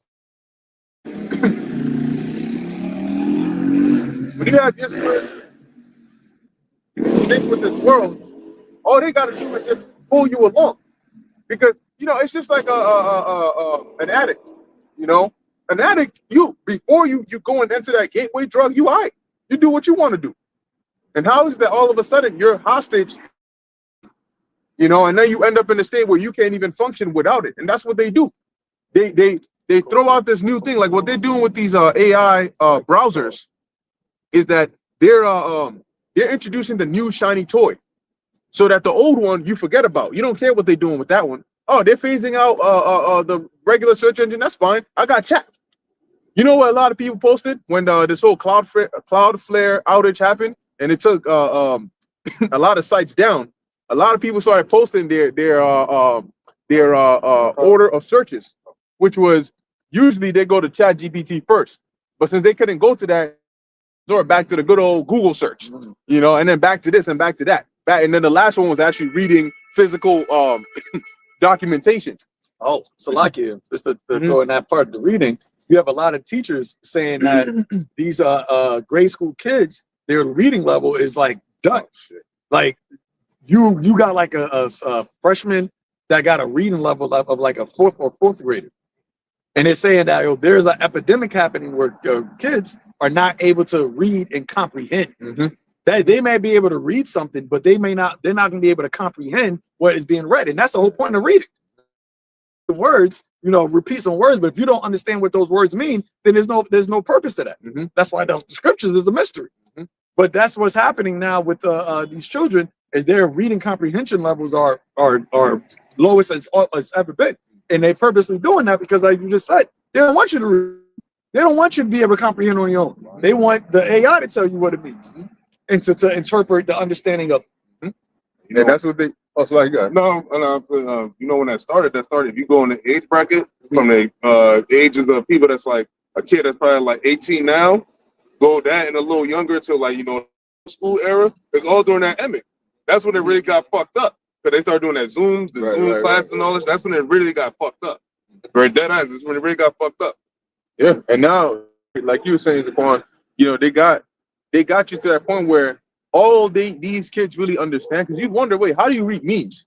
You know what I'm saying? You read messages, you could talk to people, but when it comes to like a basic book, they can't read it because, like you said, they can't comprehend what it's actually talking about.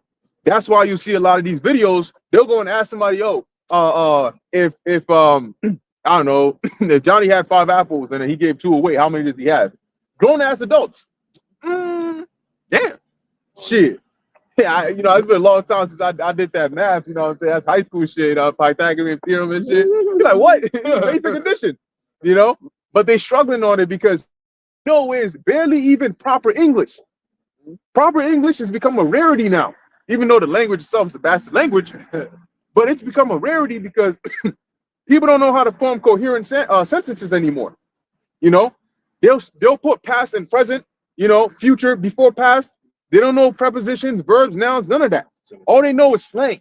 Bro, my son, he'll be trying to tell me like an estimate. It's probably like 15 or 10. I'm like, you mean like 10 or 15? You put it backwards all the time. Mm-hmm. I'm like, what? He'll be like, it probably happened on it's either tomorrow or yesterday. Mm-hmm. I'm just like, yo, you mean yesterday, the day before? They're like, yo, what you doing? But here it is. He gets straight A's. I'm like, yo, what they teaching you in school? What are they teaching you in school, my guy? Because this common sense. Yeah, that's the dangerous thing about it. Because like like the Lord got the spirit of prudence on us, but somebody else would be like, oh, my son's getting straight A's. That's all good. Ain't nothing that I got to worry about. But when you actually speak to them and you're like, yo, what's going on here? Because like you're book smart, but you're not making sense. Right. Adding up here. Then you say, what are they actually teaching? You're getting straight A's, and what they're telling you, it's a doctrine. It's not education. So when you get straight A's, really, they're just showing you that, oh, you're very obedient at the things that we're telling you to be obedient about. And that affects critical thinking. A lot of people do not know, they don't even know what that is. And when you finally explain, they can't make the hard decisions. They'll know that what they got to do, but then that's too hard for them to do it. All you got to do is sit down and actually think through. And most of the time, it's when they do some dumb shit, and then you speak to, so why did you end up doing that? Oh, I don't know. I just thought that X, Y, and Z. Like, what's that chick's name? Suki Hana. I just do. Bitch, she said you a musician. I ain't no music. I ain't no magician. You sit there. Did you hear what she said? She said you're a musician, somebody who makes music. I ain't no musician, no magician. Well, whoever said magician? Yeah, you got it, bro. Hey, Khan, you brothers made a point about the school system, and I believe Zaquan, you mentioned how your son is he's I think second semester he's going to be doing engineering, and that's crazy because engineering, in the sense of they're about to rewire their minds because of this whole AI thing. Because the Department of Education now is going to be ran by Linda McMahon, the wife of Vince McMahon. Yeah. So her agenda, pretty much her agenda, is to basically remove school teachers, like physical teachers, because they say that it costs too much. So we're going to cut costs by removing actual teachers and replacing them with AI teachers. So all your children in school now, they're all going to be looking at screens and following a certain script.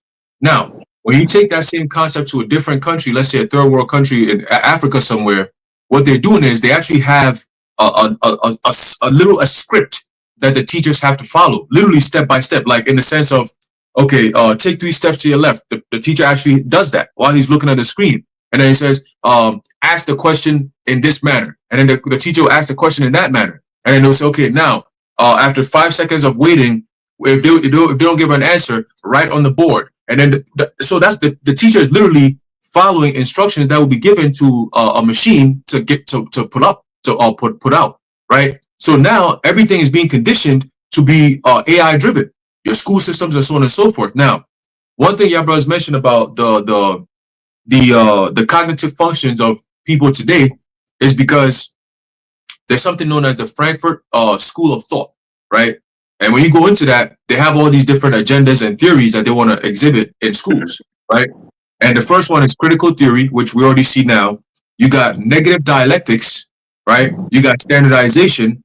You got pseudo individualism, right? Or individualization. You got culture, industry, you got false consciousness, you got one-dimensional man and representative or repressive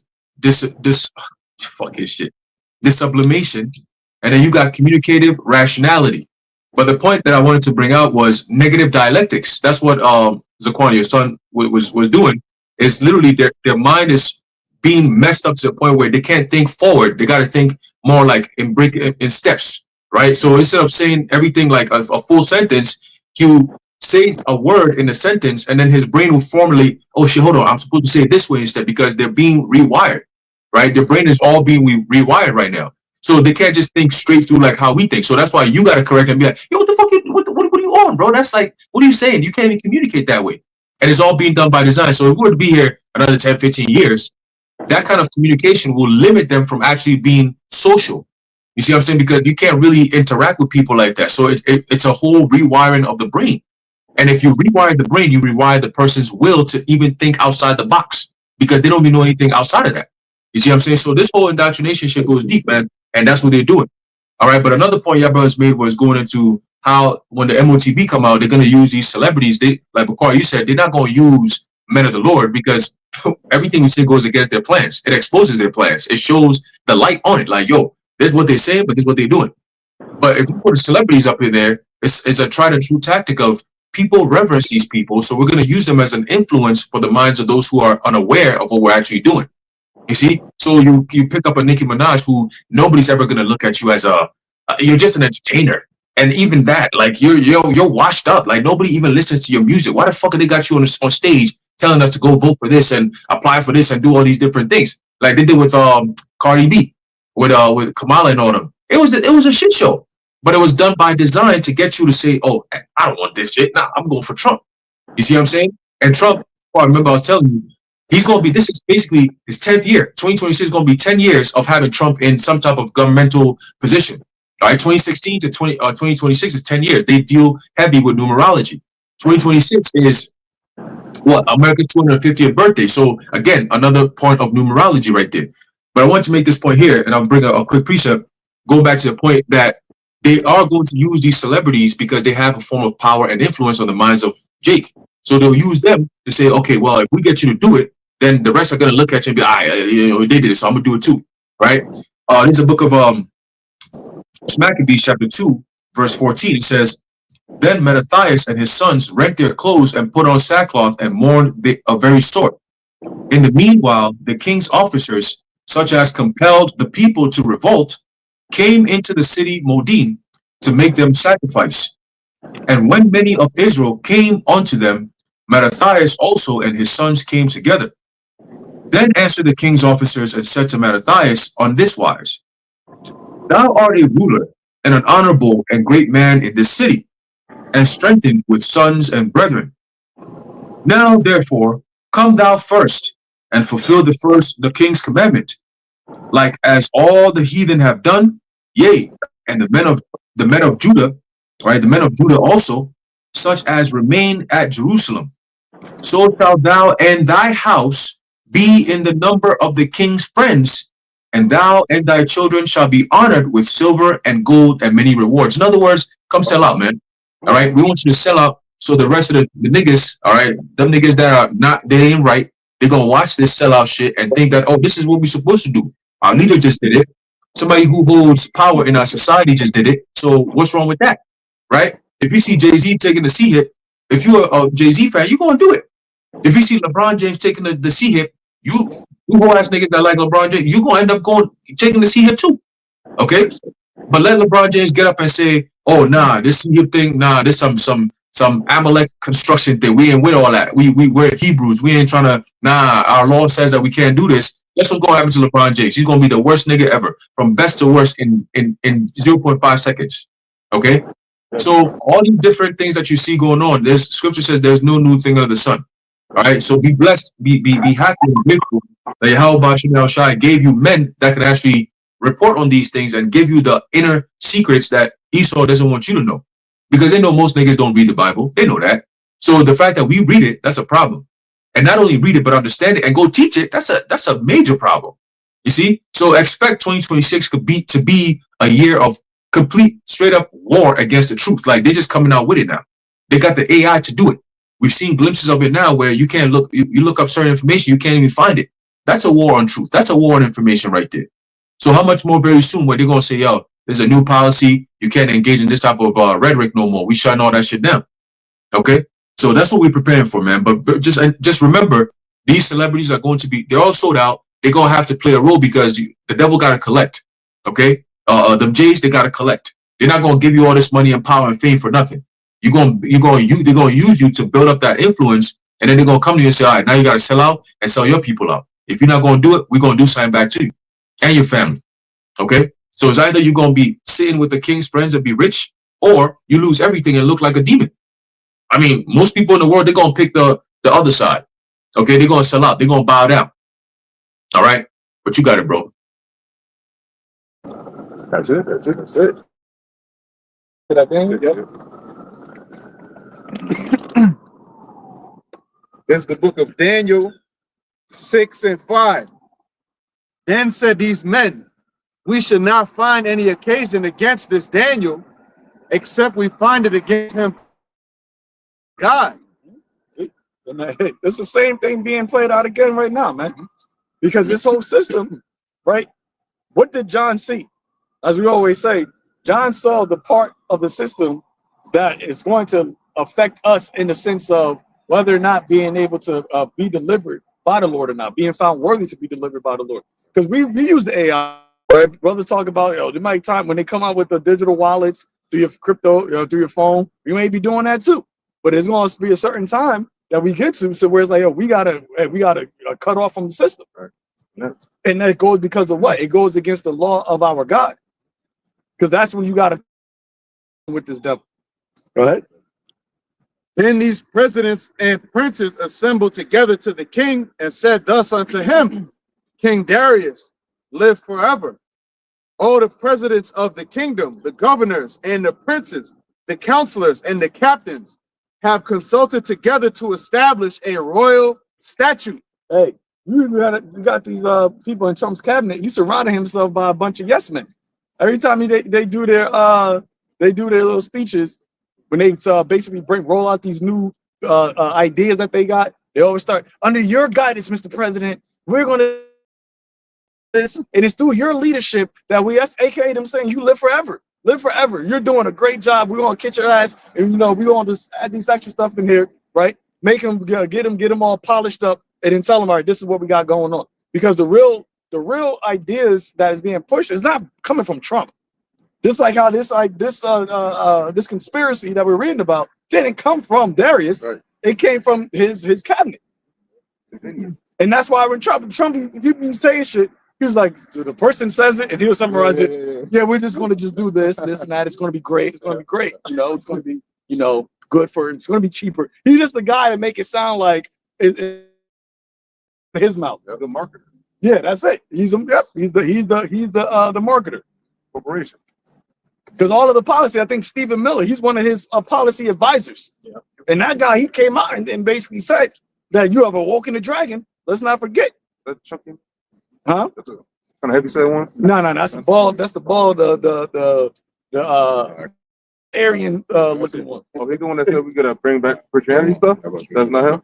Nah, I don't think it was him. Nah, this is the guy that was talking about the Greek and the Roman. Okay. Yeah, that was that guy. And when you go into it, he an Amalekite. Yeah. But how you the Greeks and the Romans if you're an Amalekite? Right. It says skinhead. Yeah. That's what a match. That's when you go to watch. American history.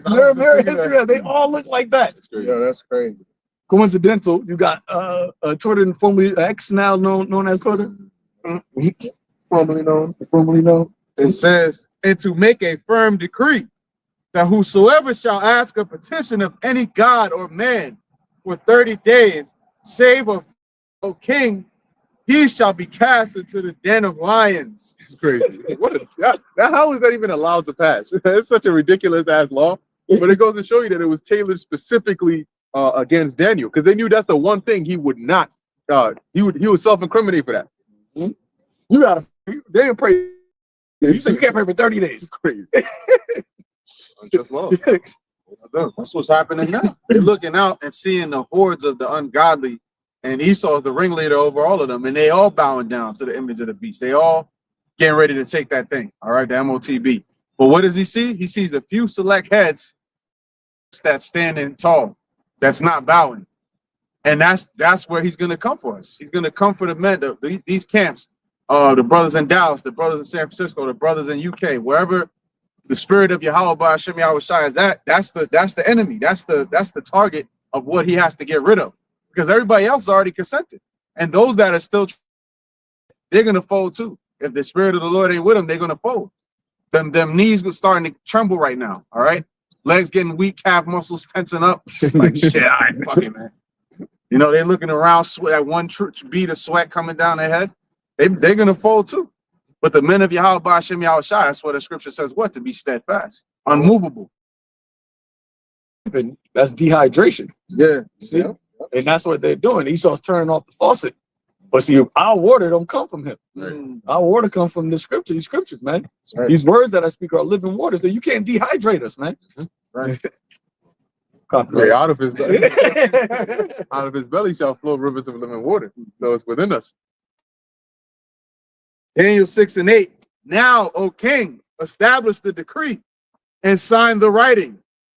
That's what Trump be over there signing all them. Executive orders left and right, man. Yep. Executive left and right. They go, damn, don't your fingers get tired? Type that shit. and these orders, I be saying, they didn't just come up with this today. These are things that they've been had in place. The dude, Project 2025, the guy that created it, he got caught on the camera. Somebody basically was secretly recording him, and he said, like, basically, once we get up in there, once we get up in there through Trump, we got a bunch of stuff that we're gonna have, things that we're gonna get rid of. And as soon as this is just, Trump, like, we're gonna bring Vought in here. He gonna get rid of a lot of stuff. But before, when the campaign, he said he didn't even know what Project 2025 was. It goes once again, show you they're playing right in front of your face, man. Right in front of your face. And then as soon as that happens, oh yeah, this is the time we're gonna get rid of this, get rid of that. And a lot of people, they say a lot of these federal government employees, they're not gonna get their jobs back, man. And that's purposely done because they said in 2026, the Trump administration said that they're going to focus on affordability. And they're saying it as a sense of we're going to make things cheaper. But the question is, how are you going to do that? Right.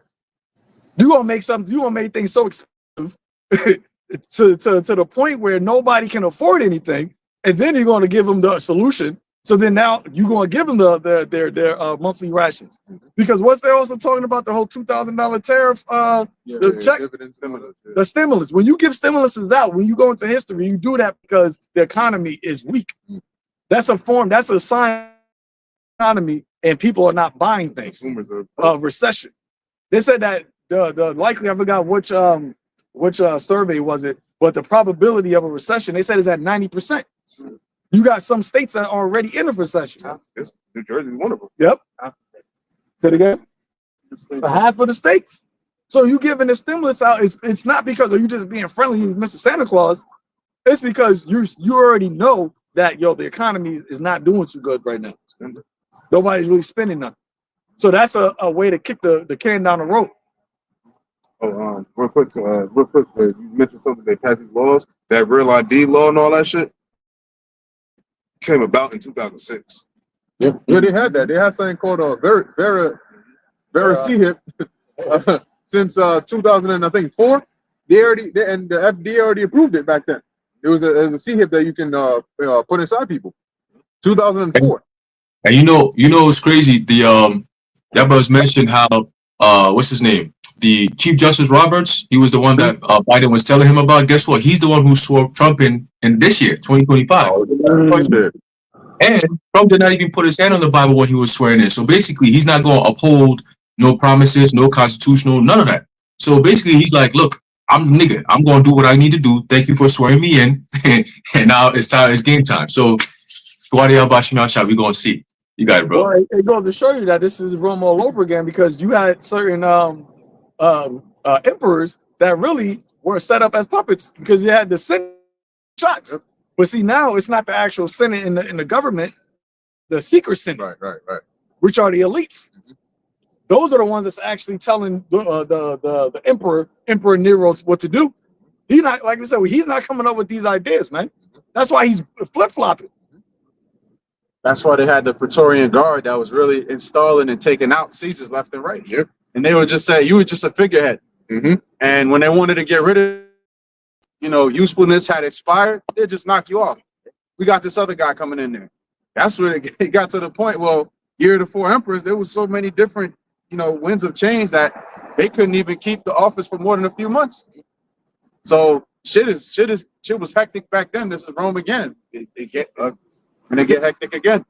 And Nero been exposed about this whole thing with Bubba, all right, doing some sick shit.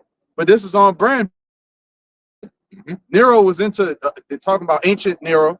He was into little boys. This is all documented stuff. He actually had a boy that he dressed up and married him as though it was his wife. So he's into this sick shit. But here it is. He's the champion of the Christian nationalist values. That's their savior. That's their God. So when the dirt gets thrown on him, their mind's gonna be really fucked up. We're reading on. It says Daniel 6:8. Now, O King, established. Oh, yeah, I was gonna say that ain't Trump the same nigga that said that his daughter Ivanka was a fine piece of ass or some shit like that? Like that's what he's talking about his own daughter. Yeah, you gotta go. Girls that basically did a lawsuit against Trump before when this whole Epstein shit happened. They said that he wanted her specifically because she was the same age as his daughter, and she reminded him of his daughter. Oh, crazy work. Very crazy work. Talk about Biden. Nasty work. But that's how Esau gets down, man. You read the history of the Greeks and the Romans. It's all that ancestry shit, man. Yep. Catamites. Even here, you even got to go into the history in America. Nambla. Yeah, that's why in what was that? Harold and Kumar, they made one of the spoofs of it. I think it was a Guantanamo Bay. The dude was sleeping with his sister. He was like, me and Riley here are siblings, and we get it on. But that's the perverseness of Esau, man. Who's more profane than Esau? Here it is. They get mad at us because we tell you the biblical laws on marriage. Right. But this is all this other sick shit. Whoredom, all right. Freakism is cool. It's all acceptable. But the minute we tell you, women in marriage at an early age in order to avoid whoredom, oh, you guys disgust me. This is appalling. But here it is. Y'all allow all types of filth, man. That's why it's a bunch of hypocrisy, man. And the Lord is gonna burn this bitch down. Daniel 6:8.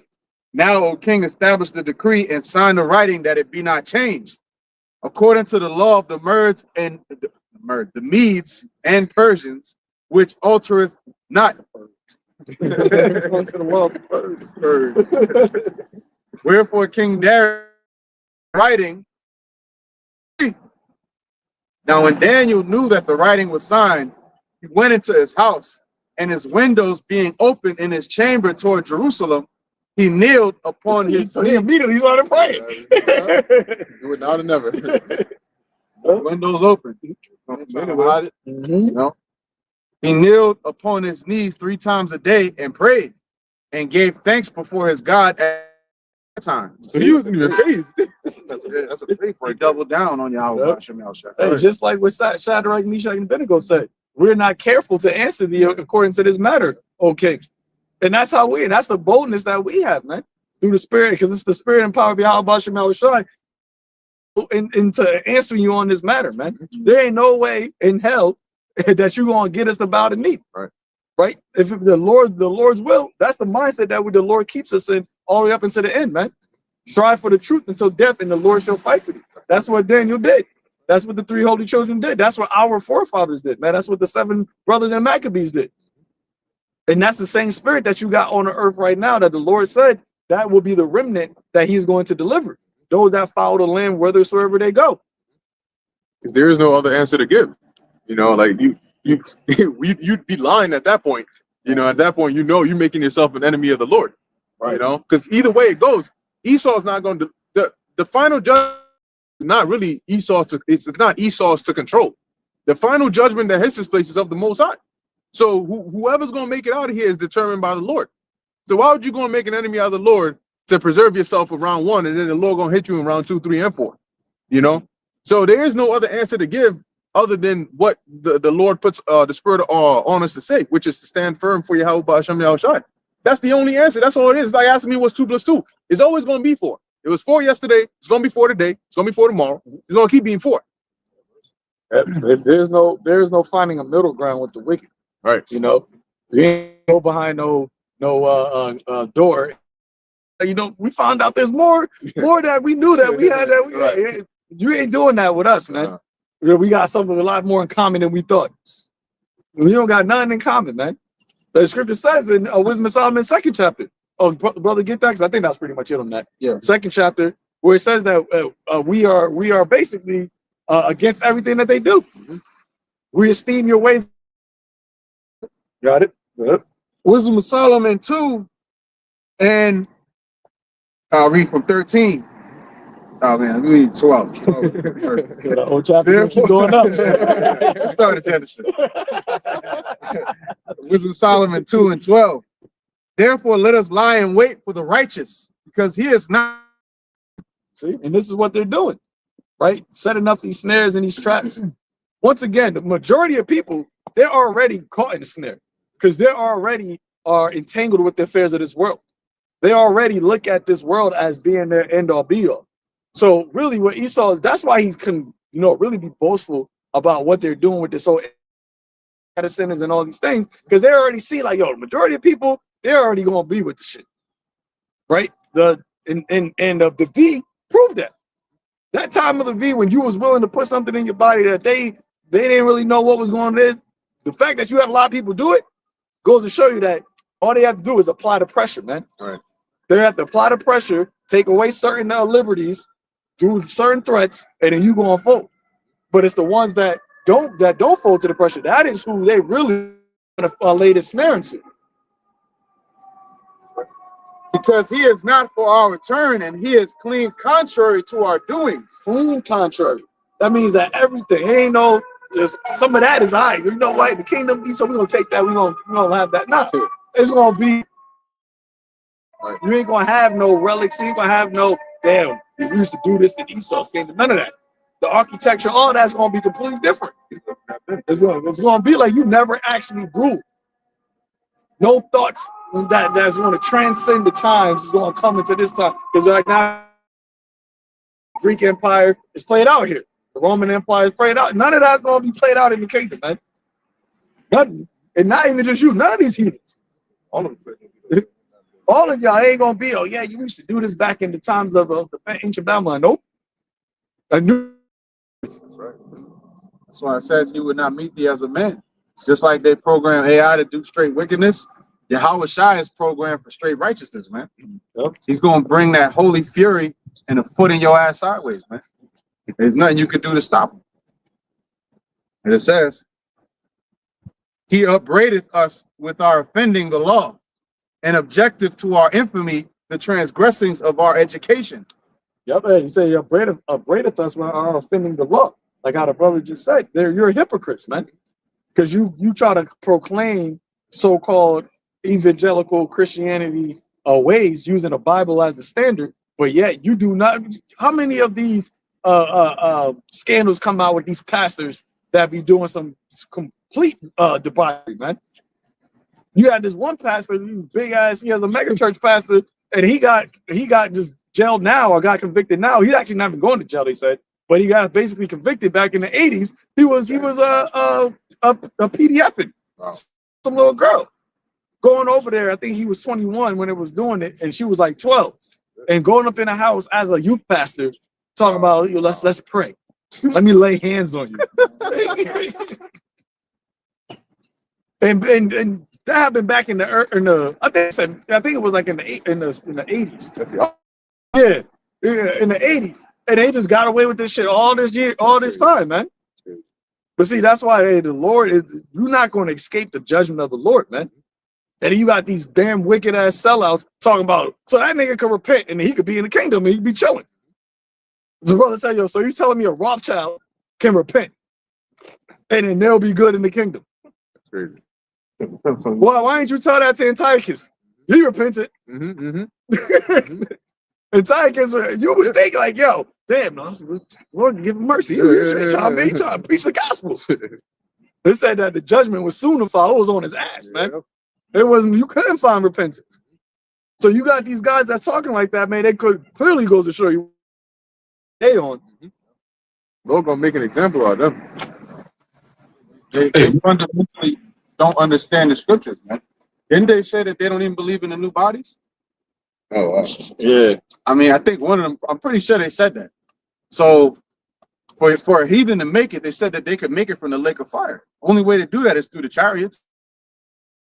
America to them. Oh yeah, you see, it's always some new diversion. That's crazy. Moving the goalposts. in the Middle East. Oh, I thought you could say that. So I already got it down to answer I that. already laid that one down. Yeah. You playing 3D chess, I'm playing 4D. Scumbags. Yeah, But point being that you would have to have a new body to be in the chariot.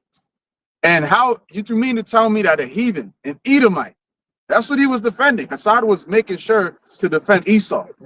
Okay. I think his mom's an Edomite, so he felt the type of way. Okay. But He looked like a little weirdo. yeah, he might be a tear. Beady eyes. I ain't gonna lie. He might be a tear. Where he be moving and talking. You should go, but just be a youth pastor, man. That's it. That's what you want to be. Shady. But for you to put that holy heavenly body, all right, that a heathen could have that's just upside down, bro. You don't understand salvation. You don't understand the We'll be scriptures. fighting with Esau forever, literally. Yeah. If Edomites got heavenly Oh, bodies, goodness.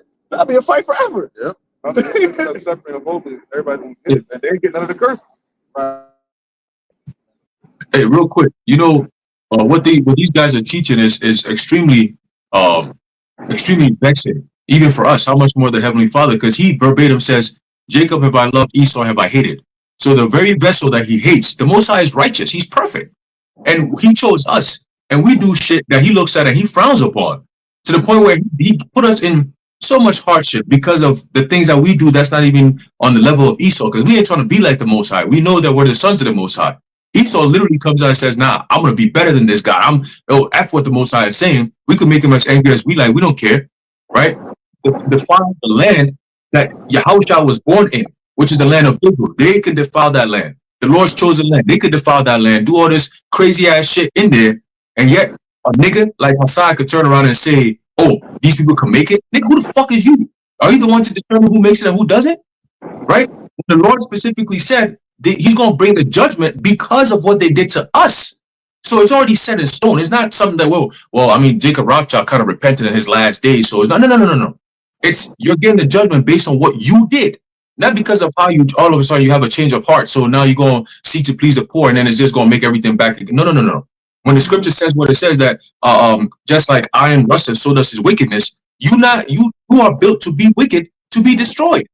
You weren't created to be wicked and then eventually you change hearts and then now you're going to be no, you are created to go through what you're doing, have the dominion over the earth, destroy it as best as you can, and then be destroyed after that. You're going to serve your 1,000 years of slavery and then you're going to be eviscerated off the face of the earth. That is the destiny for Edomites. That's it. That is it. It doesn't change over time, bro. Okay, good. Get a quick precept here. All right, because these dudes, they're done. It's over with. Ain't no, we're going to sit here and negotiate with you. No. It's over with, bro.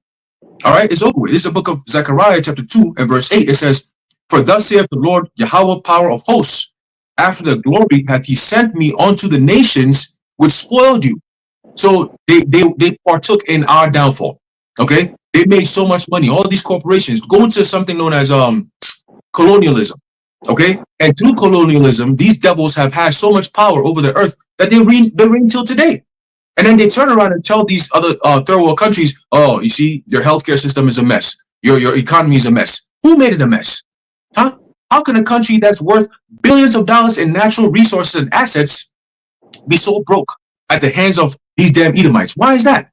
Because you rape, you pillage, you take all their resources and you render them hopeless where they got to depend on you. And then you turn around and say, "Oh, listen, these people can't make it up. We got to go in there and help them out again." What a devil, man.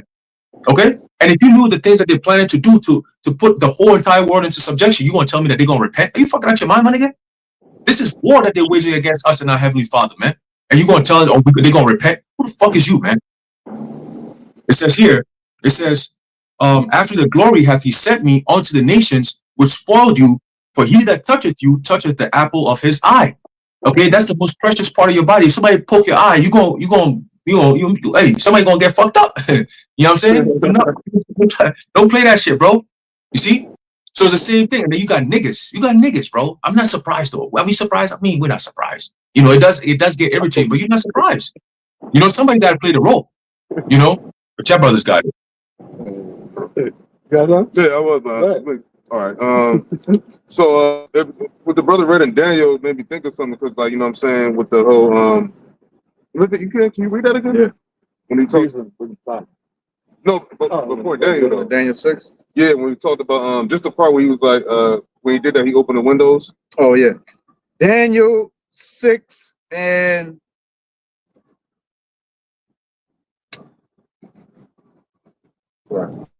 Daniel 6 and 10. Now, when Daniel knew that the writing was signed, he went into his house, and his windows being open in his chamber toward Jerusalem, he kneeled upon his knees 3 times a day and prayed and gave thanks before his God as he did aforetime. Now I was thinking like that's the ultimate test of faith because when you think about it, when he did that, it's like, all right, now I put my soul trust. I'm put my soul trust in the Lord, and now the Lord will have to actually act. Now I was like, his name reputation is on the line for like, all right, I'm afraid of you now because like they told me not to, and I'm about to.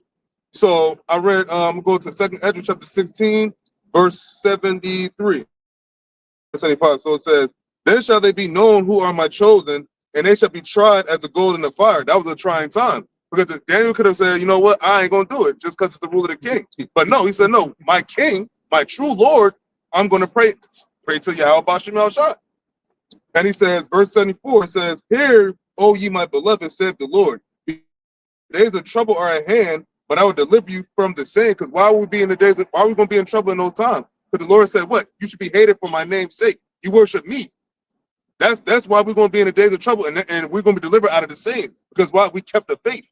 And that's what Daniel did. He put his faith and trust solely in Yahweh present time, when there's nothing else.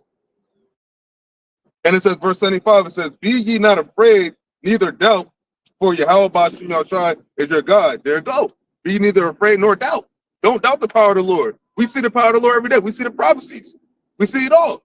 So keep that in mind, like, yo, the Lord is real. And neither fear nor doubt, no matter what. Yep. And it's all about the namesake. You know, that's the study. Because right now people think that, yo, you just saying a name. You know, you just saying a name, but nothing's happening. What the Lord is about to show, that's why he says that his name is going to, for his namesake, right? What was that? Romans the 9th chapter. He set up Pharaoh so that his name can be glorified on the earth. And the Lord said he's about to do that again, but on a more concrete scale. And it's the fact that all we're going to be doing is calling upon a name that is going to deliver us, and it's going to actually manifest his actual power, man. That's how you're going to get the glory. That's how he is going to get the glory, man. Because when the time comes where all we have is just the name, which is all we have now, but in the moment of that, like that, is just all we have is just your name as our protection, as our strong tower. And you see what the Lord does is going to show the world, like, yeah, this name is great, man. And that's how I always say, that's how the invisible, but also visible. Because he said, thou surely is the God that hidest thyself. But except when you use his name in that time, and like I say, even in our own lives, but when it becomes manifest, he's going to make himself visible by that power. And then ultimately, when YAHAWASHI comes, go back to the second Wisdom of Solomon, 2nd chapter. Back in Wisdom of Solomon, the 2nd chapter, 13th verse, it says, he professeth to have the knowledge of God, and he calleth himself the child of the Lord. We do profess that, man. That's why we come out here. That's why we always speaking about us being the Israelites. That's why we're always speaking about the prophecies, always speaking about the promise to come. That's all was given unto the sons of God, man. What did Paul say? To whom pertaineth the adoption? Who are Israelites? To whom pertain the adoption, the covenants, the giving of the law, the promises, all these things. Those are only going to the sons of God. So once again, as the brother, the priest Aharon was saying, what you guys talking about? Paul made it very clear that all of these things, you just go to the promises, period. If you just focus on the promises, that right there showed you it's only pertained unto Israel. And the adoption. You go to the adoption because they try to like to throw that part in there. Oh, you could be adopted in. Well, when you go to the adoption, you go to the Greek of it, and it tells you in definition the thing basically, the way that it pleased the Lord back into Himself through who? YAHAWASHI. That is how we're adopted, because it says you that the Lord cast us off. It said that we were basically divorced. Yep. But as in the law, if a man divorces his wife, right, that woman can only go back to her husband. Yep. And that's why I have a precept real quick. 2 Corinthians 5:18, and all things are of the Most High, who have reconciled us to Himself by YAHAWASHI HaMashiach. What's the ministry of reconciliation? Yep. You can't be reconciled unless there was a friendly relationship to begin with. There had to have been something to reconcile back to. So reconciliation is restoration of friendly relations. So a heathen was never right with the Lord to begin with. The Lord was never dealing with heathens. So how can they be reconciled? Only Israel could be reconciled. Yeah, and why is this such a big problem? Yeah. All of these other heathens got their God be their gods. Yeah. And ain't no other nation of people. Hey, yo, man, why can't Krishna be our God? Right. Because all of those gods are idols anyway. But it's the one and true living God that is chosen for a particular nation, man. That's it. It's no big deal. It's no big deal.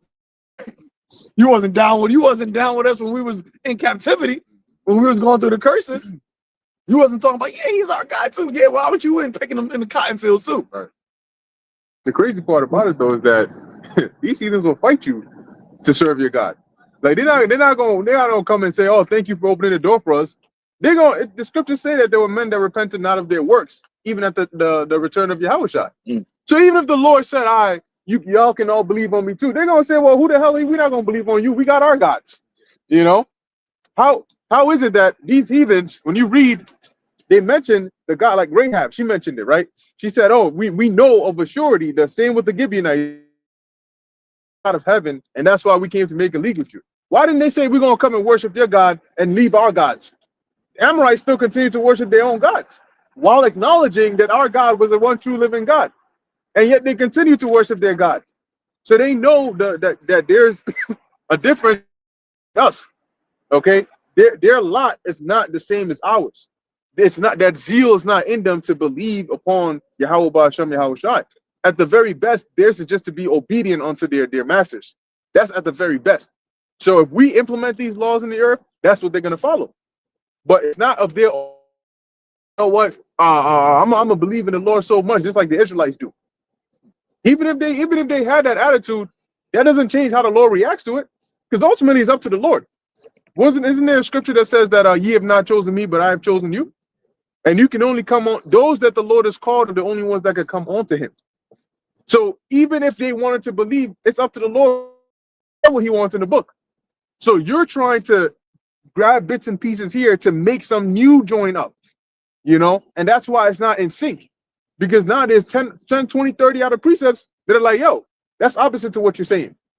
Well, I'm not, I mean, if you really think about it, you know, we're saying that, what's the harm in saying that the other nations can make it, you know, because they can't, then that's that. But what judgment is going to happen if you shut? He's too high off the romaine lettuce. That's what it is. Ever since he stopped eating the horseradish, he should have stuck to the radish, bro. Some vapors in your brain, nigga. Something clogged up. Something ain't working. But isn't that the case with any doctrine? It's the truth versus what's untrue. And the thing, well, what's the worst that can happen? That's a Christian mindset, bro. That's a very base and ignorant mindset to have towards Yahweh Ba'ashem Yahawashi. Well, what's the worst that can happen? Like you trying him, like let me see if you really about that. Like, let me tempt the Lord specifically, and I'm gonna teach a false doctrine. And in the day of judgment, what's the word? Like, he'll forgive it. Come on, man. It's only the Lord. Like, you downplaying him, man. Y'all niggas is crazy. You trying to bring something unclean into the temple. Yep. That's basically what you're doing. I had that exact thought. I had this in Isaiah 61:9, and their seed shall be known among the Gentiles, and their offspring among the people. All that see them shall acknowledge them, that they are the seed which YAHAWASHI have blessed. Come on now. So there's people that's going to say them over there. Those people are the ones that the Lord has blessed. Separation. Okay? They are the ones that the Lord has blessed, not them. Because if they were so blessed, they wouldn't be looking at us and saying how blessed we are. They're looking and saying that seed right there, that's Yazrael. That's YAHAWASHI's people, man. There's no denying it. But there's going to be just a lone Edomite. He's the one that could. You're gonna be over there like you'll be over there like this too. Like The pictures like we know we're brothers. posing and shit. But the problem is with that is the Irish. So what if that Edomite now has children? That's the seed of Esau. That's going to be in the kingdom. And one Edomite, just like we talk about Israelite. One Israelite can bring back the nation. One Edomite can bring back the nation. Yep. So what are you about to have? A nation of righteous Edomites? One should become 1,000? Hey, come on. It's gonna be one. You're bringing us right back to this whole story again. Yeah, Amazon factory in the kingdom on the side. Esau's part of the world. He's still gonna be Amazon. You're gonna have the Optimus robot still there. It said that the heart, the soul that is lifted up is not upright in him. Who can make a crooked thing straight? He's known as the crooked serpent. Yep. It's all in there. And the Lord said he's going to destroy it. He's going to destroy the crooked serpent, man. Where are you getting how he going to be doing what he did in that movie Noah? He trying to find Tubal Cain trying to slap into the ark. The Lord is about separation, man. When he separated the sons of Adam. YAHAWASHI came, and it was even a separation in Israel, to where it was like, nah, you wicked scribes and Pharisees ain't even doing it right. I'm gonna go to those that are humble and that actually acknowledge that they need to be healed. That's the elect, the remnant. So there's a separation even within the nation of Israel. So the Lord was making it holy and separate, and just open it up again.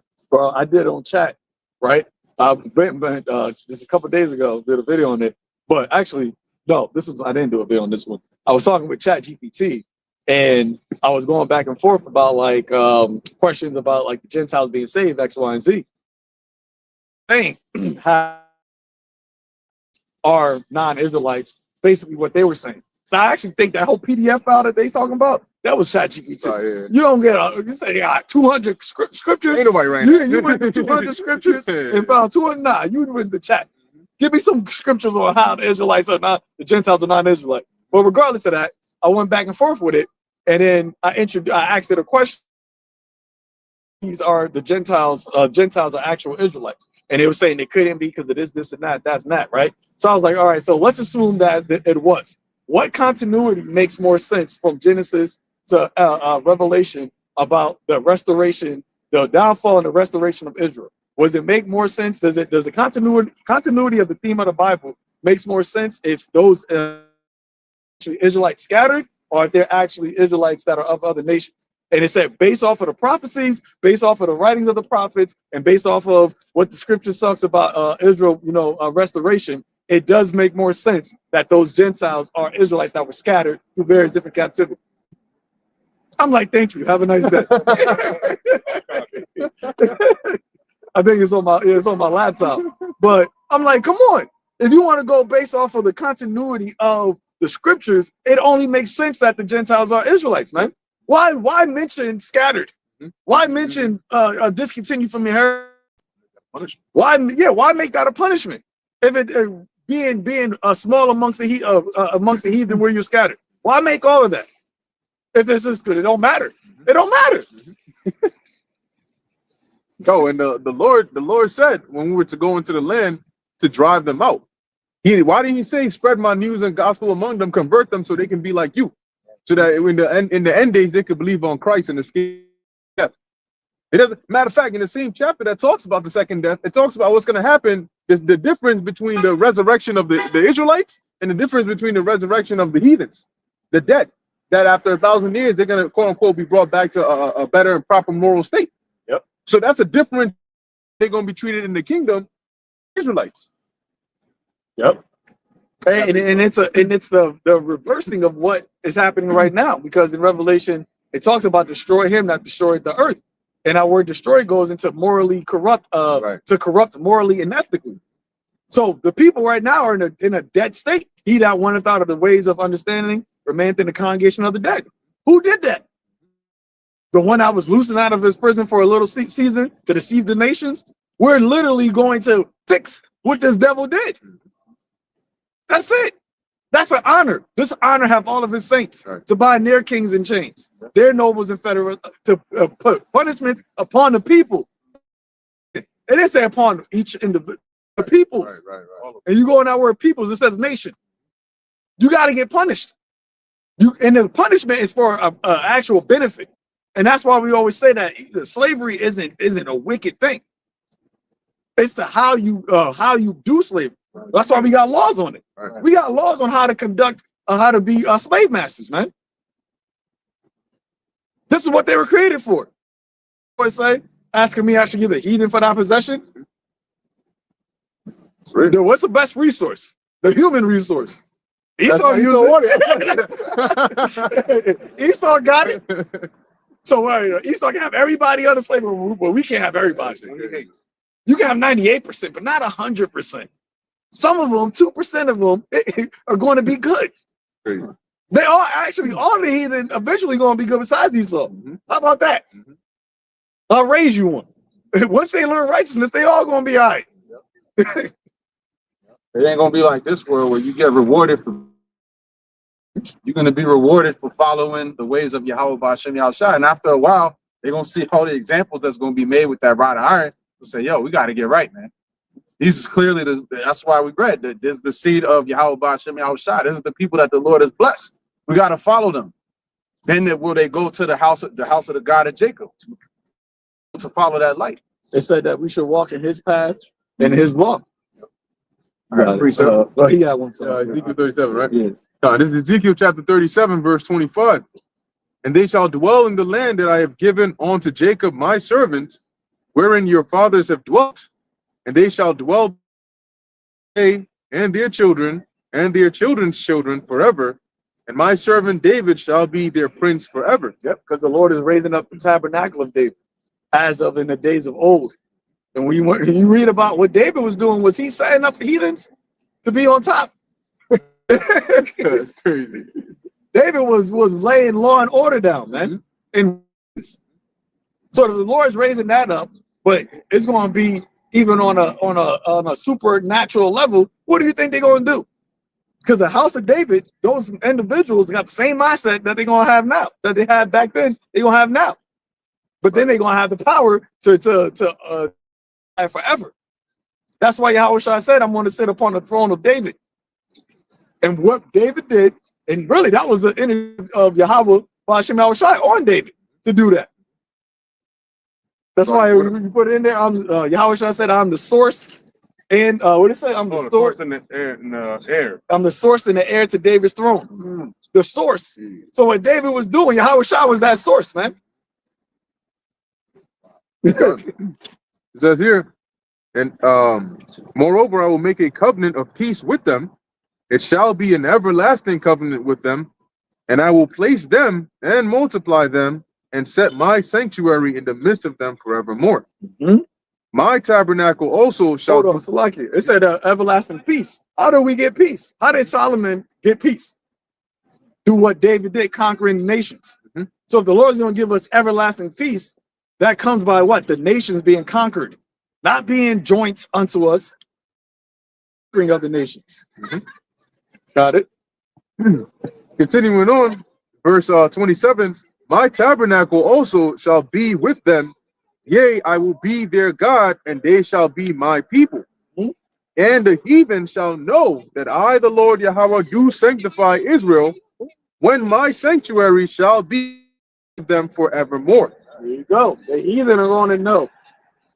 How is the heathen going to know? Is the Heavenly Father going to come down and say, I said, no, they're going to see it. They're going to know that the true living God is by what YAHAWASHI does and us being changed. They're going to know that there is a God because of how he's going to sanctify us in their sight. Because you have these other nations, if they get sanctified, they can praise their God and say that, oh, my God did this. There's only one people, and it's only the elect, but it's only one people that are subscribing themselves to the name of Israel that is uplifting the name of the Lord before it even happens. That's why it says, you are my witnesses. Where are witnesses then? Where's the Amalekite speaking about Yahweh? Hashem YAHAWASHI. Right. You want to save them? Okay, well, show me where they're looking for salvation at. Where are they proclaiming the name of the Lord? I always say, you show me a heathen that believes in Yahweh, I'll show you an Israelite. Because that's what they're going to do. That's the spirit that's going to be in. You're not going to have no heathen. I'm Edomite. Barakatari. They ain't going to say that. Only be mocking. Yo, exactly. Because they ain't going to show it. They ain't going to showcase that actual belief on a day-to-day. They ain't going to be devoted, addicted to the ministry. I got a quick article here. I think I run. You said your precept was on the point we was making, right? Yeah. Then my article is slightly different. Yeah, cut real quick. This is the book of 2 Maccabees, chapter 1, verse 23. It says, and the priest made a prayer while the sacrifice was consuming, and what we're doing is also a sacrifice, right? It says, I say, both the priest and all the rest, Jonathan beginning, and the rest answering thereunto as Nehemiah did. And the prayer was after this manner. I guess Genesis, they don't read the scriptures. They just be talking shit because they should have read this before they ran their mouth like that. But let's read. It says, and the prayer was after this manner, O Lord, power Yahawah, creator of all things, who are fearful and strong and righteous and merciful, and the only and gracious King, the only giver of all things, the only just, almighty, and everlasting. Thou that deliverest Israel from all trouble. And Israel pertains to the 12 tribes of Israel, as is written up in the book of Revelation, the 7th chapter, the 12 tribes. Serious, simple as that. Okay?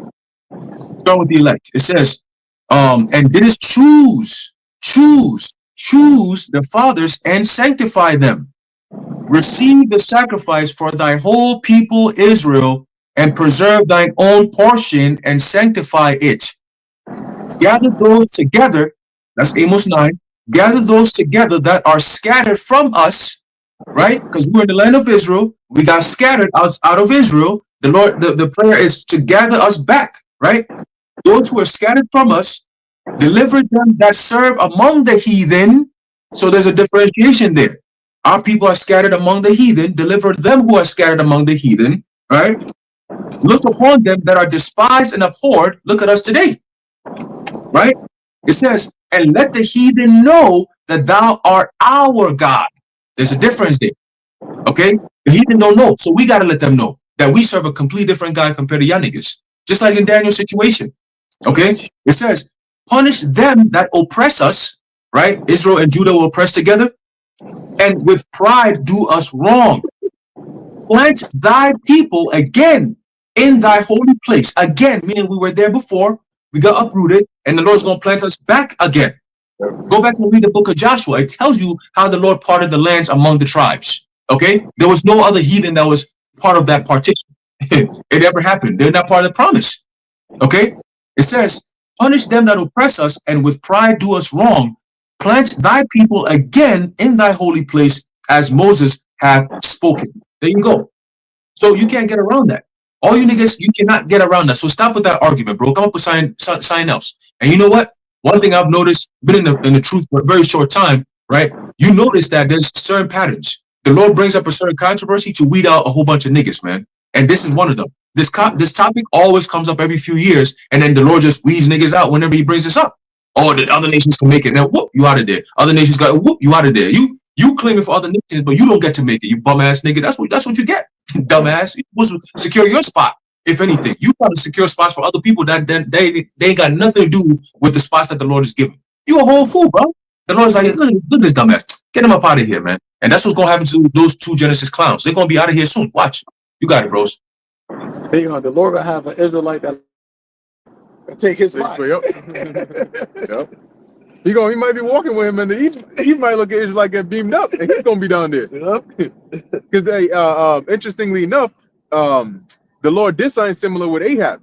When the Lord gave the king of Syria into Ahab's hand, he said, "Kill him. I'm gonna give him into your hand." Ahab went there and showed him mercy. So the Lord came to Ahab via Elijah and said, "Since you showed him mercy, I'm gonna take your life for his. You basically gave him your life, so in his stead. So you want to give up your seat to the heathen? All right, it ain't gonna be a heathen, but he gonna look like one. Give not thy honor to a strange nation." Yep. Isaiah said that. I got you, brother. Thou never bears rule over them. These heathen that basically are in authority, thou never bears rule over them. They were never called by thy name. The Lord has never changed. Our Lord changed not. So it's like, once again, man, there's too many scriptures that are cut and dry that goes against what you're talking about, man. And the Lord is not an author of confusion. So that means that you're confused. It's, as the scripture says, in the latter day, the spirit that some shall depart from the faith. And you see, it's the guys that come out with these crazy doctrines that are the ones that used to teach the truth. Yep. The ones that used to teach actual truth are the ones that comes out with these wayward ass doctrines, damnable heresies, seducing spirits. What it is, the little leaven has now leavened that whole lump. Regardless of what they used to teach before, it wasn't 100% in line with us. And they didn't actually 100% believe it too. Yeah. Because that's what Hassan said. I've always struggled with believing the Gentiles couldn't be saved. I just never actually taught it. So that's that's on me.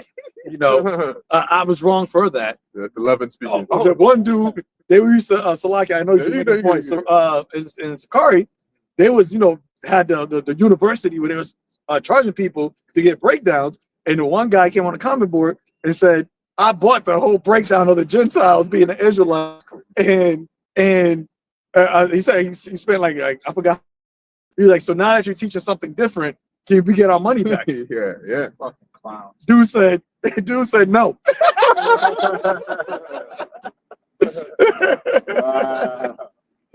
Yo, see, that goes to show you the simple blind leaders of the blind. Why the hell are you buying a class for, man? What the Lord said is given freely.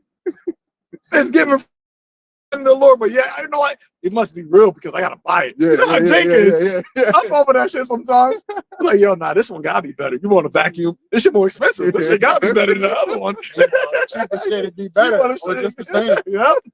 You get the more expensive shit. You're like, damn, this shit ain't even as good as this one. But the Lord specifically said, "Freely have you received, freely give."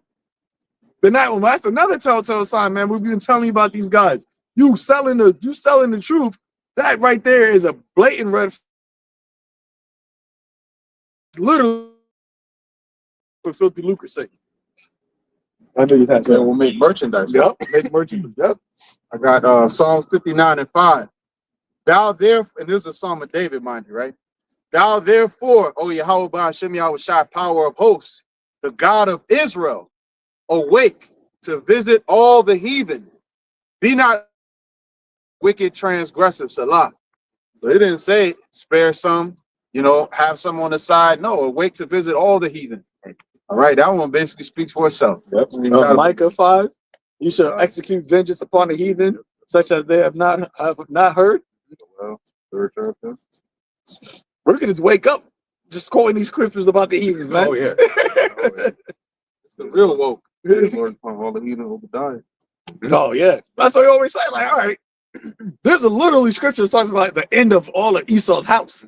So how do you include the Gentiles? And if you want Gentiles, then that means you got to include Esau.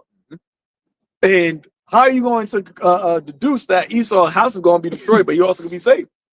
All right. It doesn't make sense.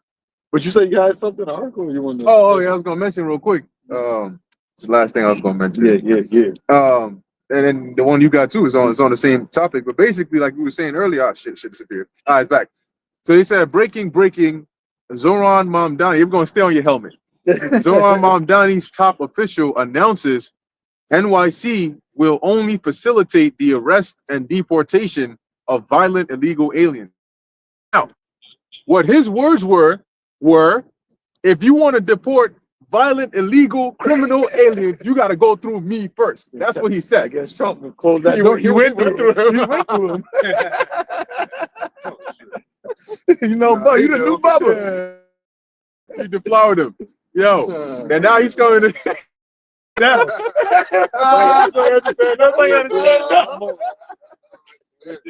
Damn. Yeah, they're good at a lot of things. Yeah. So he been exposed, man. And guess what?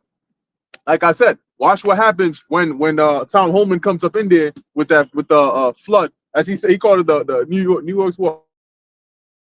It's gonna be Trump's worst nightmare. What happened now?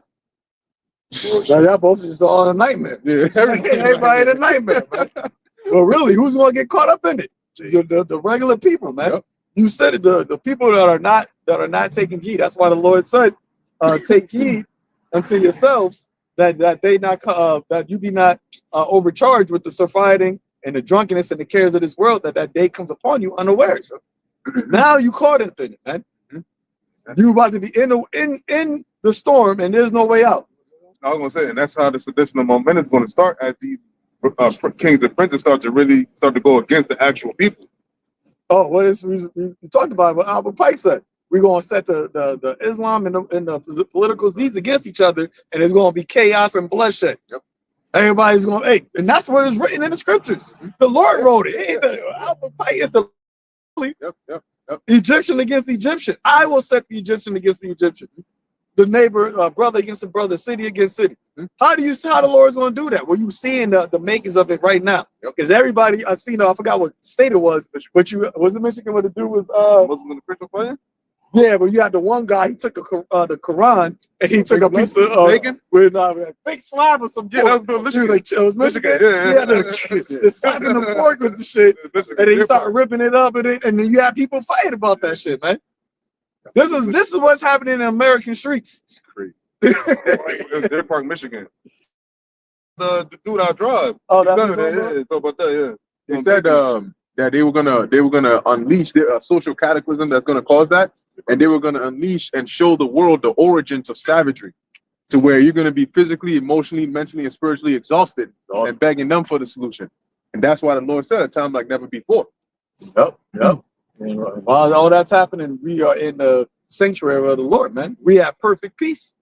Wisdom, knowledge, and understanding should be the stability of our times. We know why everything is going on, man. And that's the best place to be. So because now you're not caught up in any of the actual things that are happening. Mission. What we got to do is, as the Lord told us through Moses, stand ye still and see the salvation of the Lord. You know, so you got anything else? Good. You know, so with that, we're going to close it out. Giving all praise, honor, and glory to YAHAWAH, YAHAWASHI, YAHAWASHI. So next time, Shalom to the house of David, the elect. Shalom. Shalom. Shalom. Shalom. Shalom, Aaron. Shalom.